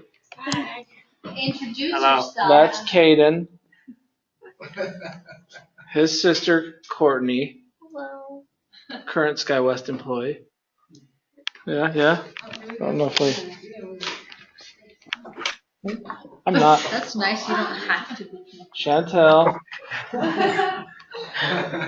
Hi. Aubrey. Back up in the TV and like Crystal. The shins. What? The shins. Tyler. John. Make sure it's all centered. And Scott. Nice to meet y'all. And that's where I sit, right there. Look too much more different than our old classroom. Yeah, actually, this one's a lot better. Not to say that the Salt Lake Community College wasn't good, because that was a pretty good facility. I don't know. You guys all complain about how cold it is. It It's is. pretty cold. I'm the old class too. I don't even want to hear it. Right now it's 53 degrees here. So. Look, you can see yourselves. That's what you guys look like to us. Up on the big 60-inch TV up in the corner. That's Perfect. cool. I like it. Pretty cool. I like this GoToMeeting technology. Pretty cool. Andrea, did you know what Adam looked like before this? I actually do because he's my Facebook friend. Yeah, we're friends on Facebook. Yeah. Yeah. But until then, no, until then when he sent it, like I almost was like, oh yeah. But that's the only time I have, yeah.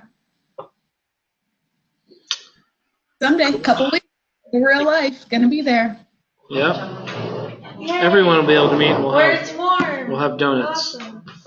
There we go. Better be donuts, yes, because we hear you guys having your pizza and your cookies. Muffins. Yeah. Like we picked up some deer stroganoff, so that's my pizza for this class.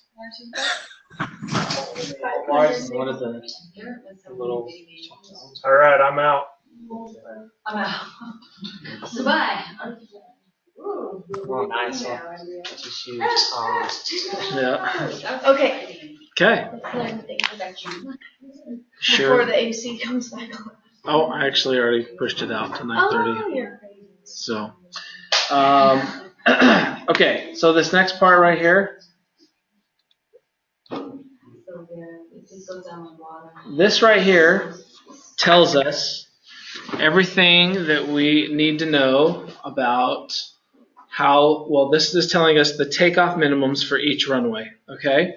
So these little values over here, well, first of all, let's look at this. So this is for runway 16 left, 16 right, 34 left, 34 right, those 4 main runways at Salt Lake. We read over here, it says 2 operating RVRs are required. All operating RVRs are controlling. It just basically means that in order to use the RVR, in order to use these minimums, 2 of the RVRs have to be working of the 3. Sometimes one of them doesn't work. Anyway, but 2 of the 3 have to be working. So over here,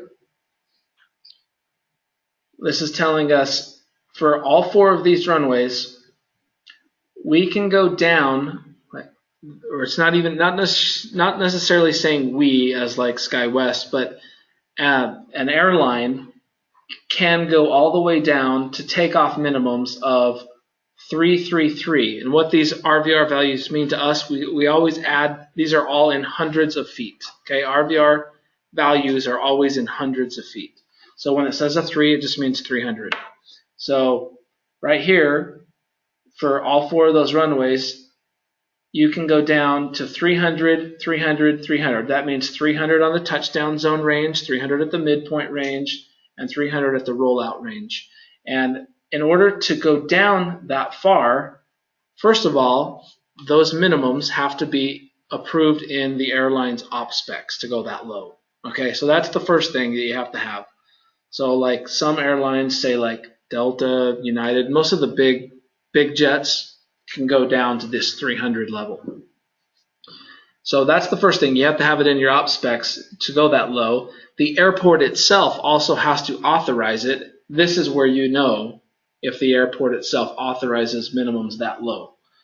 This is where you would look it up right here in the charts, basically. Then the other thing is in order to go this low, it tells us right here that we need these 3 things working. First of all, the first thing is a HUD. Okay, a HUD is a piece of equipment that's on an airplane. It stands for heads-up display.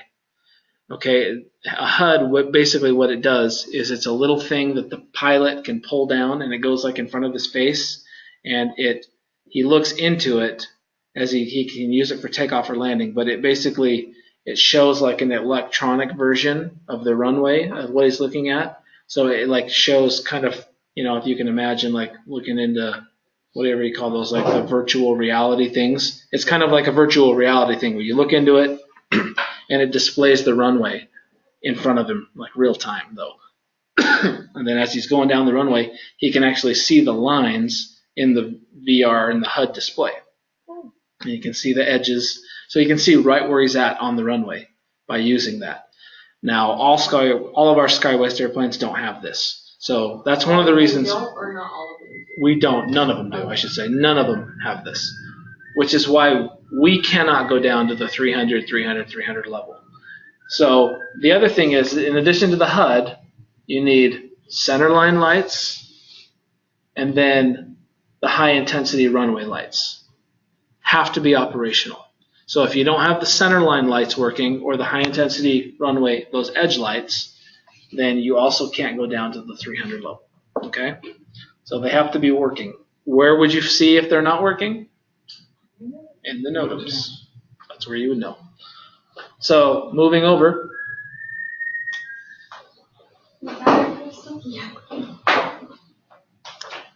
Moving over here, this next column is 500, 500, 500 level. Okay, so now this one just simply has just centerline lights and high intensity runway lights. You notice that now you don't have the HUD requirement. So now SkyWest could go down to this level as long as the op specs says that we can go down to 500, 500, 500. Now, SkyWest in the op specs only says we could go down to 600, 600, 600.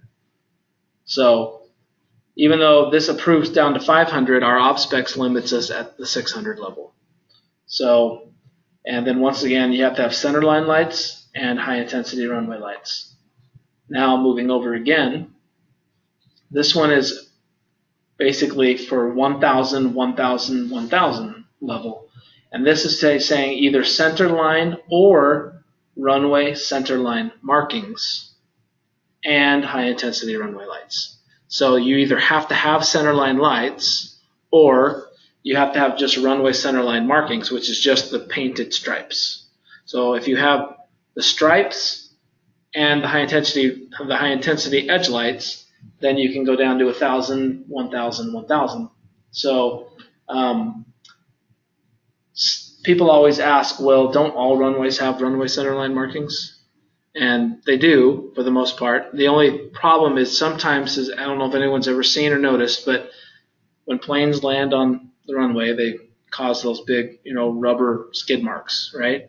And a lot of times those rubber skid marks will cover up if, you get at a big hub airport, especially, the bigger ones, Salt Lake, but the real big ones, LA, Chicago, Atlanta, thousands of planes coming in and out of there every day. You can imagine the amount of those skid marks that get accumulated.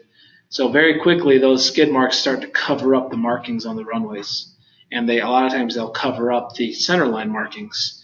And so sometimes you'll see a NOTAM that says runway centerline markings obscured, and that just means they're covered up with rubber. They can't see them. So once a year usually, and some airports they have to do it more often, but at least once a year, the major airports will shut down a runway for a day or two, and they'll go out there and they'll burn all of that rubber off of the runway and make it look nice and pretty again, where you can see everything, just to get rid of those rubber those skid marks. So anyway, if you're in a situation where there's a lot of rubber accumulation on the runway and the centerline markings are obscured, then the centerline lights have to be working, because if you have a NOTAM that says runway centerline markings obscured, then you can't use that. You have to rely on just centerline lights if they're working. So if a runway doesn't have centerline lights and then the runway centerline markings are obscured by the rubber marks, then that's going to nullify that category of being able to use that. Anyway, other than that, so now jumping over again here, this next column is saying adequate visual reference. That just means that as long as the visibility is reporting at least 1,600 RVR or a quarter mile, then you could go down to that level, basically, of 1,600 RVR or a quarter mile. Now, this is not requiring anything, okay? It's not requiring any lights. All of these over here have these requirements. And as you can see, as we go to the right here, we're getting less and less restrictive, but at the same time, the visibility is also going up. So the restriction is going higher. So now no lights over here. This is just simply, you can go all the way down to 1,600 RVR or a quarter mile as long as the visibility is reporting that. And then over here are what are called the standard takeoff minimums. These are available to any plane, whether they be Part 91, Part 121, Part 135. They don't require like op specs or anything like that approval. 1 and 2 engine aircraft, if you remember, this is on the FARs, but it says RVR 5,000 or 1 mile visibility. That comes directly from the FARs. In order to get down like into these levels, you have to have this in your op specs, and then these you obviously have to have in your op specs, but you also have to have these lights working, or clear over here, you even have to have that heads-up display in the aircraft. So sometimes, depending on what you're looking at, you have to have certain criteria of stuff working in order to know what your minimums are. So standard takeoff minimums for 1 and 2 engine is just 5,000 RVR or 1 mile visibility. For runway 1735, you can kind of see the same thing here. So runway 1735 only has 2 RVR stations on the runway. It doesn't have the 3 like these do. But as long as you have centerline lights and high intensity runway lights, you can go down to 500, 500 on this one, or this one 1,000, 1,000, kind of the same as this category over here. And then these are the same as well. That little small runway 1432, it doesn't even have, the lowest it has is just quarter mile on the adequate visual reference. So this is where you find out, if you're going to go take off. I mean, almost all of those, with the exception of the standard one where it's the 1 mile, any of those ones that are the 1600 RVR, the quarter mile, and any of the ones below that, the 500, the 1000, the 300, all of those, if you had visibility that low, what's another thing that should trigger in your head? Takeoff alternate, yeah. Anytime you get below a half mile visibility, it should kind of just tell you automatically that I might need a takeoff alternate. So if you're taking off clear down at 600 RVR, I mean, that's lower than any landing minimums that we have authorized. This next little part here on the bottom, this is all just talking about obstacle notes and procedures. We don't really care too much about those. This next part here on the bottom is this little area here talks about for filing as an alternate. We're going to look at this a lot, and all of this stuff that you guys are seeing, I know this is kind of very foreign and a lot of this is probably confusing and, anything else you can name it, but we're also going to be looking at this very repetitively as we go on through the flight planning. So if you're not getting it completely, don't worry too much because you're going to see it over and over and over and over, as well as the NOTAMs and anything else we've talked about today. You're going to get a ton of repetition on. So this is just talking about for filing as an alternate. If you need an alternate on your flight, if the 1, 2, 3 rule shows that you need an alternate for your flight, when you look at the alternate, we have to look at a lot of things at our alternate airport. Like if we needed to divert there, what type of instrument approach would they be able to use if they had to divert, right? So when you look at that, you have to bring up this page you have to bring up your alternate airport, bring up this page and look at this little section right here. This right here tells us the instrument approaches at the airport that are available to be considered, I guess, is the best word to probably use here. Considered to be used for alternate purposes. Down here, if you remember back in the Part 91 FARs, these numbers should look familiar a little bit maybe. These are telling us the minimums, the weather minimums that are needed for these approaches. But these minimums here, if you remember, for a precision approach, it was 600 feet, 2 miles. Non-precision approach, 800 and 2 miles. Now, one thing that I told you about those minimums is that these ones do not apply to us. These ones are just simply for Part 91 and non-airline type operations. So we do have to look at this section when we are planning our flights, but the only thing we care about here is just simply what it says in these boxes right here. We don't use these minimums for our sake of calculating. I'm going to show you later on how we calculate our own alternate minimums. The only time we care about what it says in this box right here is if it says NA. Like if this listed all these ILS approaches like this, and then it said NA right here, that would mean that all of these are not authorized to be used for calculating your alternate minimums. So the only thing we care about, I shouldn't say that we never care about what it says here.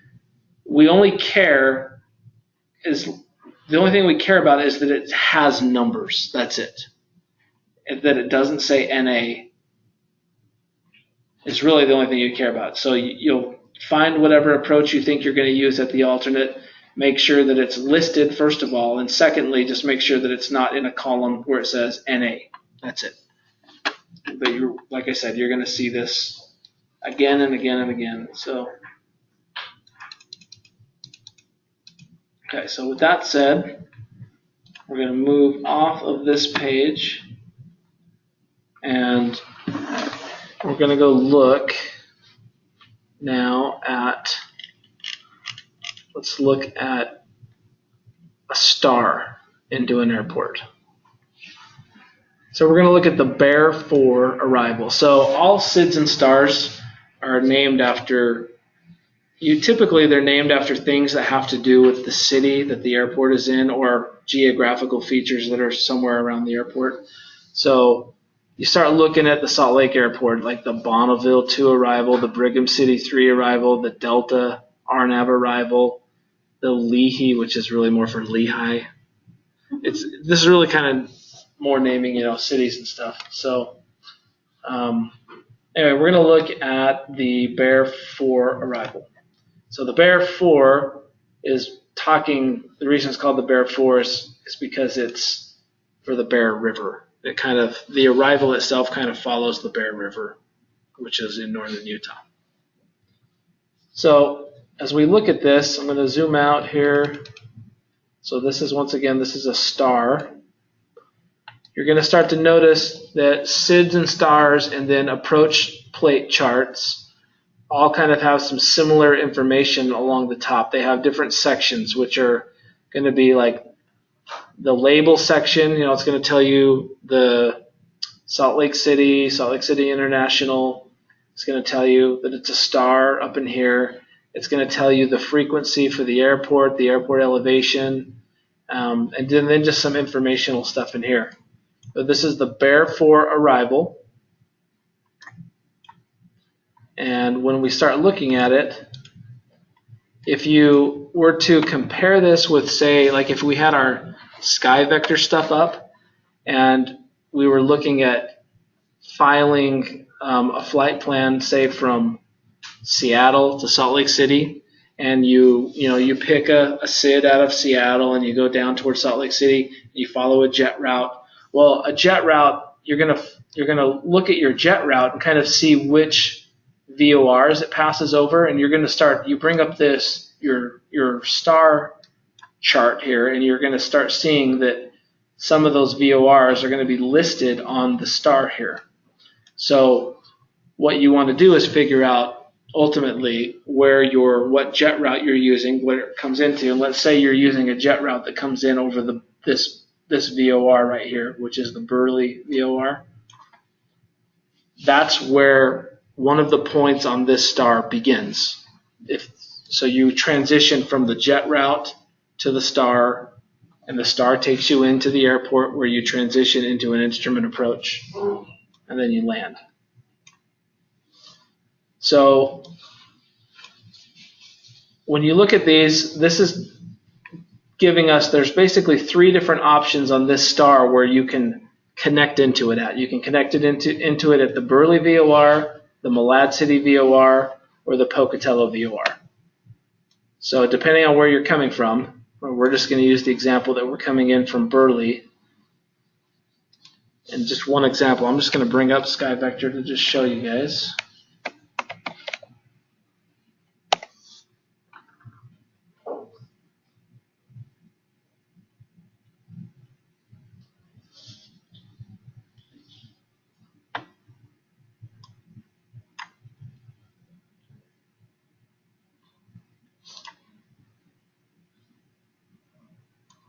Over in Michigan. Okay, so I'm on the high chart here, and I'm going to start looking at the different VORs. So here's Malad, here's Pocatello, and you can see that these are connected to jet routes. So Pocatello here is connected to a jet route. Malad is connected to a jet routes, but only ones that go this way. And then if you look, trying to see if I can find Burley. So Burley is right here, but it's connected to just this Q route. So let's switch and use Pocatello as a better example. So if I'm coming down from Seattle and I was using, say, this J20 route that I was flying on, well, I see that J20 connects into Pocatello, which connects into my star right here.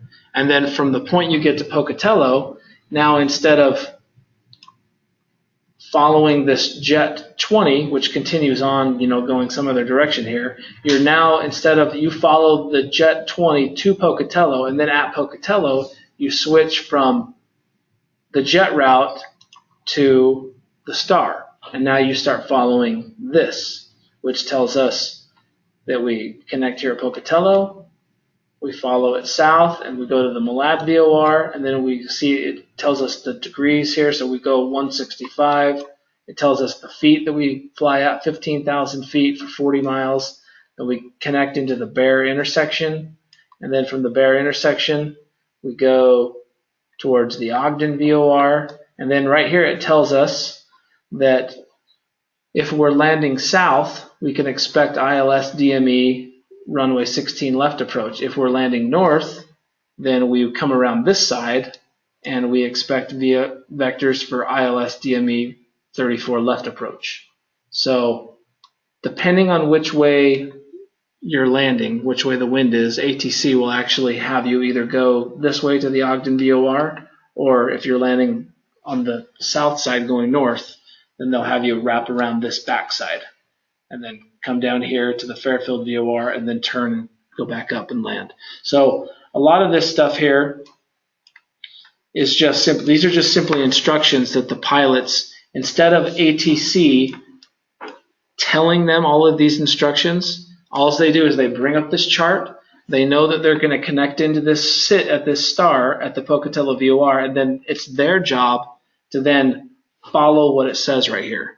So in order for them to start this SID, they need to descend down to 15,000 feet. So they fly this from here to here at 15,000 feet between Pocatello and the Malad VOR. And then here they stay at 15,000 feet and they fly from Malad VOR to the Bear intersection. And then once they get to here, at this point, they're basically now given, ATC will usually just take over and tell them, they're going to assign them either this north side or the south side, and then they still follow what it says here. The only difference is that now it doesn't actually have an altitude, so ATC now will assign their altitude for them, and then they simply just follow it in and then land. And then from here, once they get to the end of where, like right here, this kind of ends at the Ogden VOR. Well, from that point, they actually then connect into, if we brought up the instrument approach procedure for 16 right, you can bring up the ILS. That's where they actually connect into the ILS now. So if you think about the whole flight planning environment on an instrument flight plan, an IFR flight plan, there's something that's going to show you, there's going to be instructions to take you literally from the point of takeoff all the way to the point of landing. And one chart, in essence, one chart just connects to another.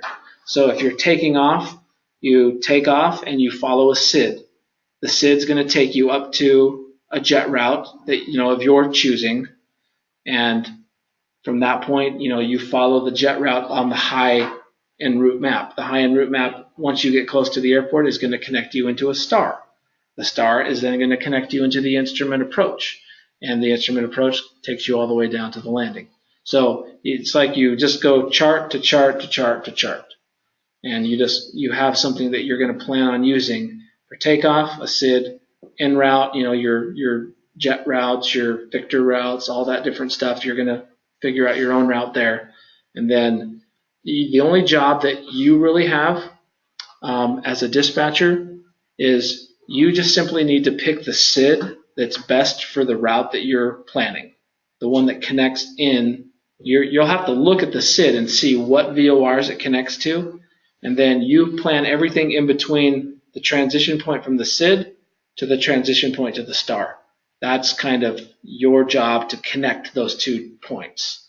As long as you connect those 2 points, all you have to do as a dispatcher is just say, I'm using this SID that goes out to this VOR, that VOR, this jet route. It could be a combination, obviously, of different jet routes, but these jet routes and Victor routes connect over to this VOR, which connects into this star.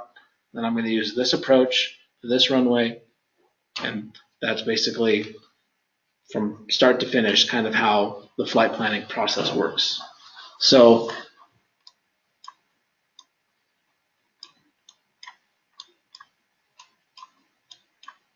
that's an arrival. We're going to go down and look at, so this is going to have all sorts of different, all of the charts that you're going to need for each airport, I'll just be giving to you guys in a folder, but you can kind of see here there's a whole bunch of different charts here. So this is for ILS or localizer runway 16 left. So that's going to be the one that we'll look at here for a second. So now this is an actual approach chart. It kind of starts looking a little bit the same as, kind of somewhat the same as the star, or the SID or star charts, but you just have the name of the airport. Over here on the right, it tells you what it is. It's the ILS or localizer runway 16 left chart. Up here, it tells you the frequencies for the ATIS, the frequencies for the Salt Lake City Tower, the ground frequencies, the localizer frequencies, the missed approach. If you have, so now when we looked at those FDC NOTAMs, this is the missed approach for this particular approach procedure here. So that one where it said, in fact, I think the FDC NOTAM was actually literally for this chart, because it was climb to 4,800, and then instead of the Fairfield VOR, it was the Wasatch VOR it changed to, because the Fairfield VOR was out of service. So anyway, that's the missed approach procedure. But most of this stuff is not too much concern of stuff that you need to look at. But the only thing that this is really showing us here is this is just basically showing us the course or the flight plan for the actual approach to the runway. So this approach begins at this iron intersection. And the way so this is the starting point for the approach. So this is, you'll see it notated here as IF in parentheses, right, like that. That stands for initial fix, which means it's your initial approach point, or your starting point, basically. So now you'll notice that this it was kind of close to that Ogden Hill Air Force Base, thing that we saw on our other map. If you look at this little inset map right here, it shows that Ogden VOR right here, and then it shows the iron intersection just down here. So this would be the iron intersection. That means the Ogden VOR would be right here, because the star took us to the Ogden VOR if we're landing to the south. So from there, now you can see that this is kind of the continuation of that, because now it takes us from the Ogden VOR to the iron intersection, and then from the iron intersection, we follow it right here to the Toomey intersection, the Lagoon intersection. Anybody know why that's called the Lagoon intersection? It's right by Lagoon. Yep, the YIP. I don't know what that stands for, but the YIP intersection, and then all the way down to where it lands in the runway. Now, it also shows you the profile view right here. So that's the iron intersection. You hit that at 11,000 feet. You descend down to 9,000 feet and cross through the Toomey intersection. You descend down to 7,500 feet, past the Lagoon intersection, down to 6,000 feet to the YIP intersection. From the YIP intersection at 6,000 feet, everything beyond this, you'll notice, is in this arrow, this kind of this feather-looking thing. I'm not sure. That's the glide slope. Yeah, this is right here. This little cross right here is called a Maltese Cross. That's what signifies your final approach fix. Okay, so there's two kind of key things on an instrument approach procedure. There's your initial fix, which is that iron intersection, and your final approach fix, which is the point where you intercept the glide slope. So on a precision approach, that's where you'll see this little cross, because that's the point where you pick up the glide slope, which is the glide slope, remember, is the vertical guidance that brings you all the way down and takes you all the way down to the runway. So that's kind of what this, from this point here, is kind of trying to indicate, is just gliding down to the runway.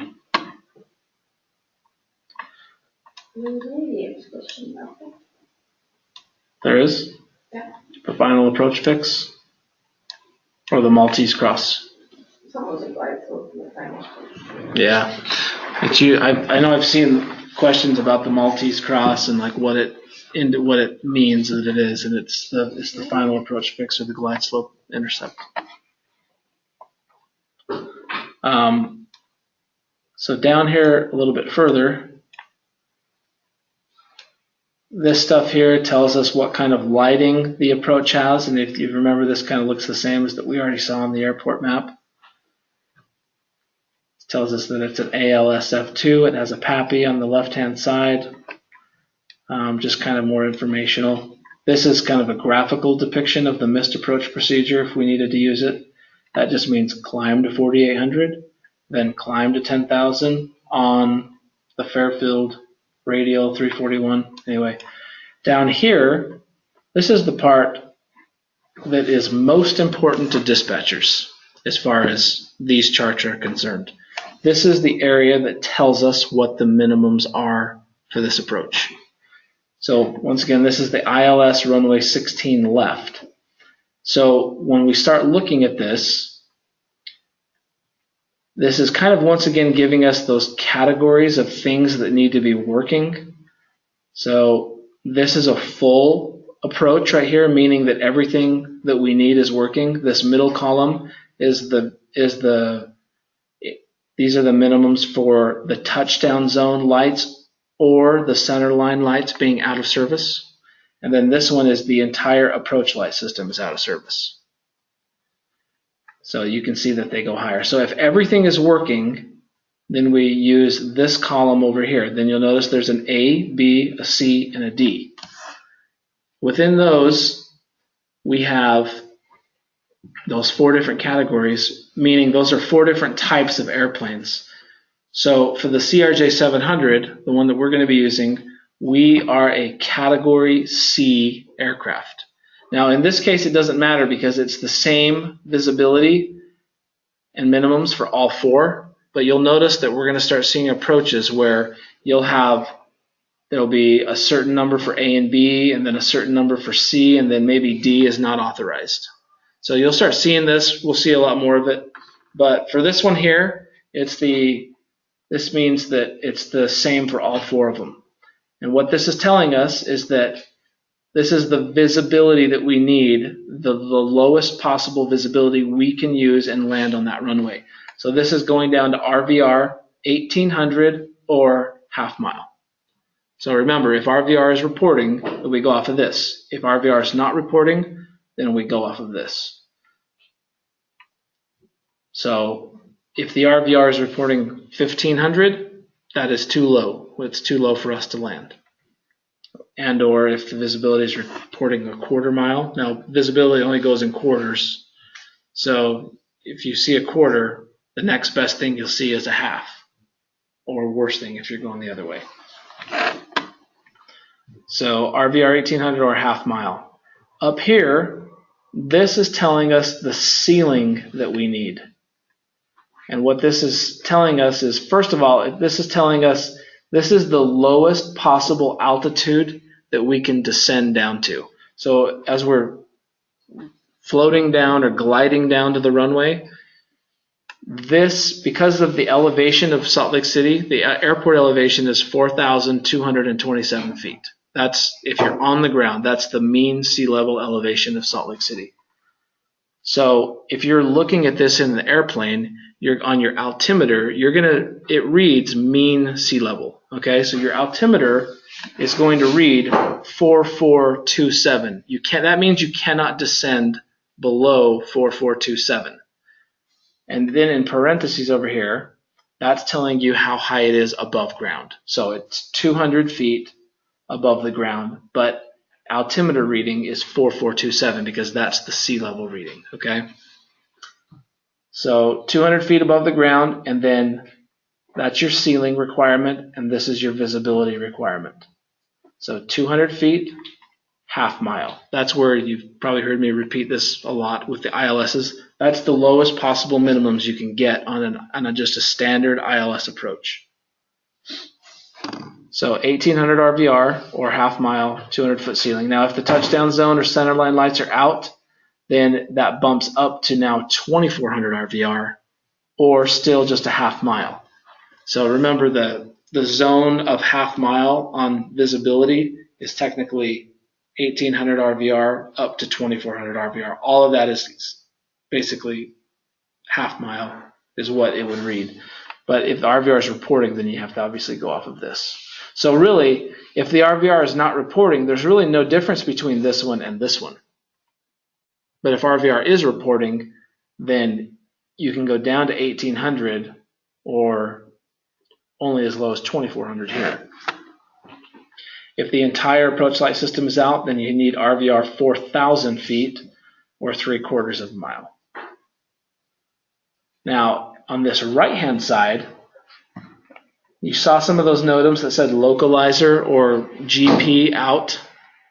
So when it says localizer or glide slope out, that changes these. Now you can see that these are a little bit different. So you see one set of readings for A and B, one set for C, one set for D. So we're going off of C here. But if the localizer or glide slope is out of service, then now we can only descend down to 4,680 feet, which is 453 feet above the ground. When you see a value like this inside these parentheses over here, when you see a value of anything in between, like hundreds of feet, like we can only go to the nearest hundredth, okay? So when it says 453, you always have to round up. So even if it said 401, you have to round that up to 500 feet. It's kind of dumb, but the problem is in an airplane, altimeters are not going to give you anything between hundreds of feet. They're not going to tell you 453. It'll be 500, and then the next one you'll see is 400. So it'll never have that in between. So you'll never know where 453 is if you're trying to really descend down to that. So you always have to round up and penalize. So unless it says 400 even, that's the only way we're going to be able to go down to 400. But if it's anything 401 and above, you have to round it up to the next 100. Because, like I said, you won't be able to tell where 401 is. The next one you'll see is 400, which would technically be too low.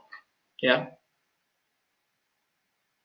Was it the altimeter, or what did you say was going to read 4,427? Yeah. Well, yeah, the altimeter will read over here. That'll read your mean sea level. You have the airplanes itself has another like conversion in it on our flight in the computers in the airplane. It'll actually display your above ground level, but that itself only goes in hundreds of feet. So that's where this comes into play. The mean sea level will be like full numbers, but the AGL is going to be hundreds. Yeah, well, so the altimeter itself actually still even only goes in hundreds of feet. So even though this is saying 4680, you couldn't ever actually get that reading on your altimeter. It would only be 4600 or 4700. Like you wouldn't. You tell us that our altimeter would be 4420.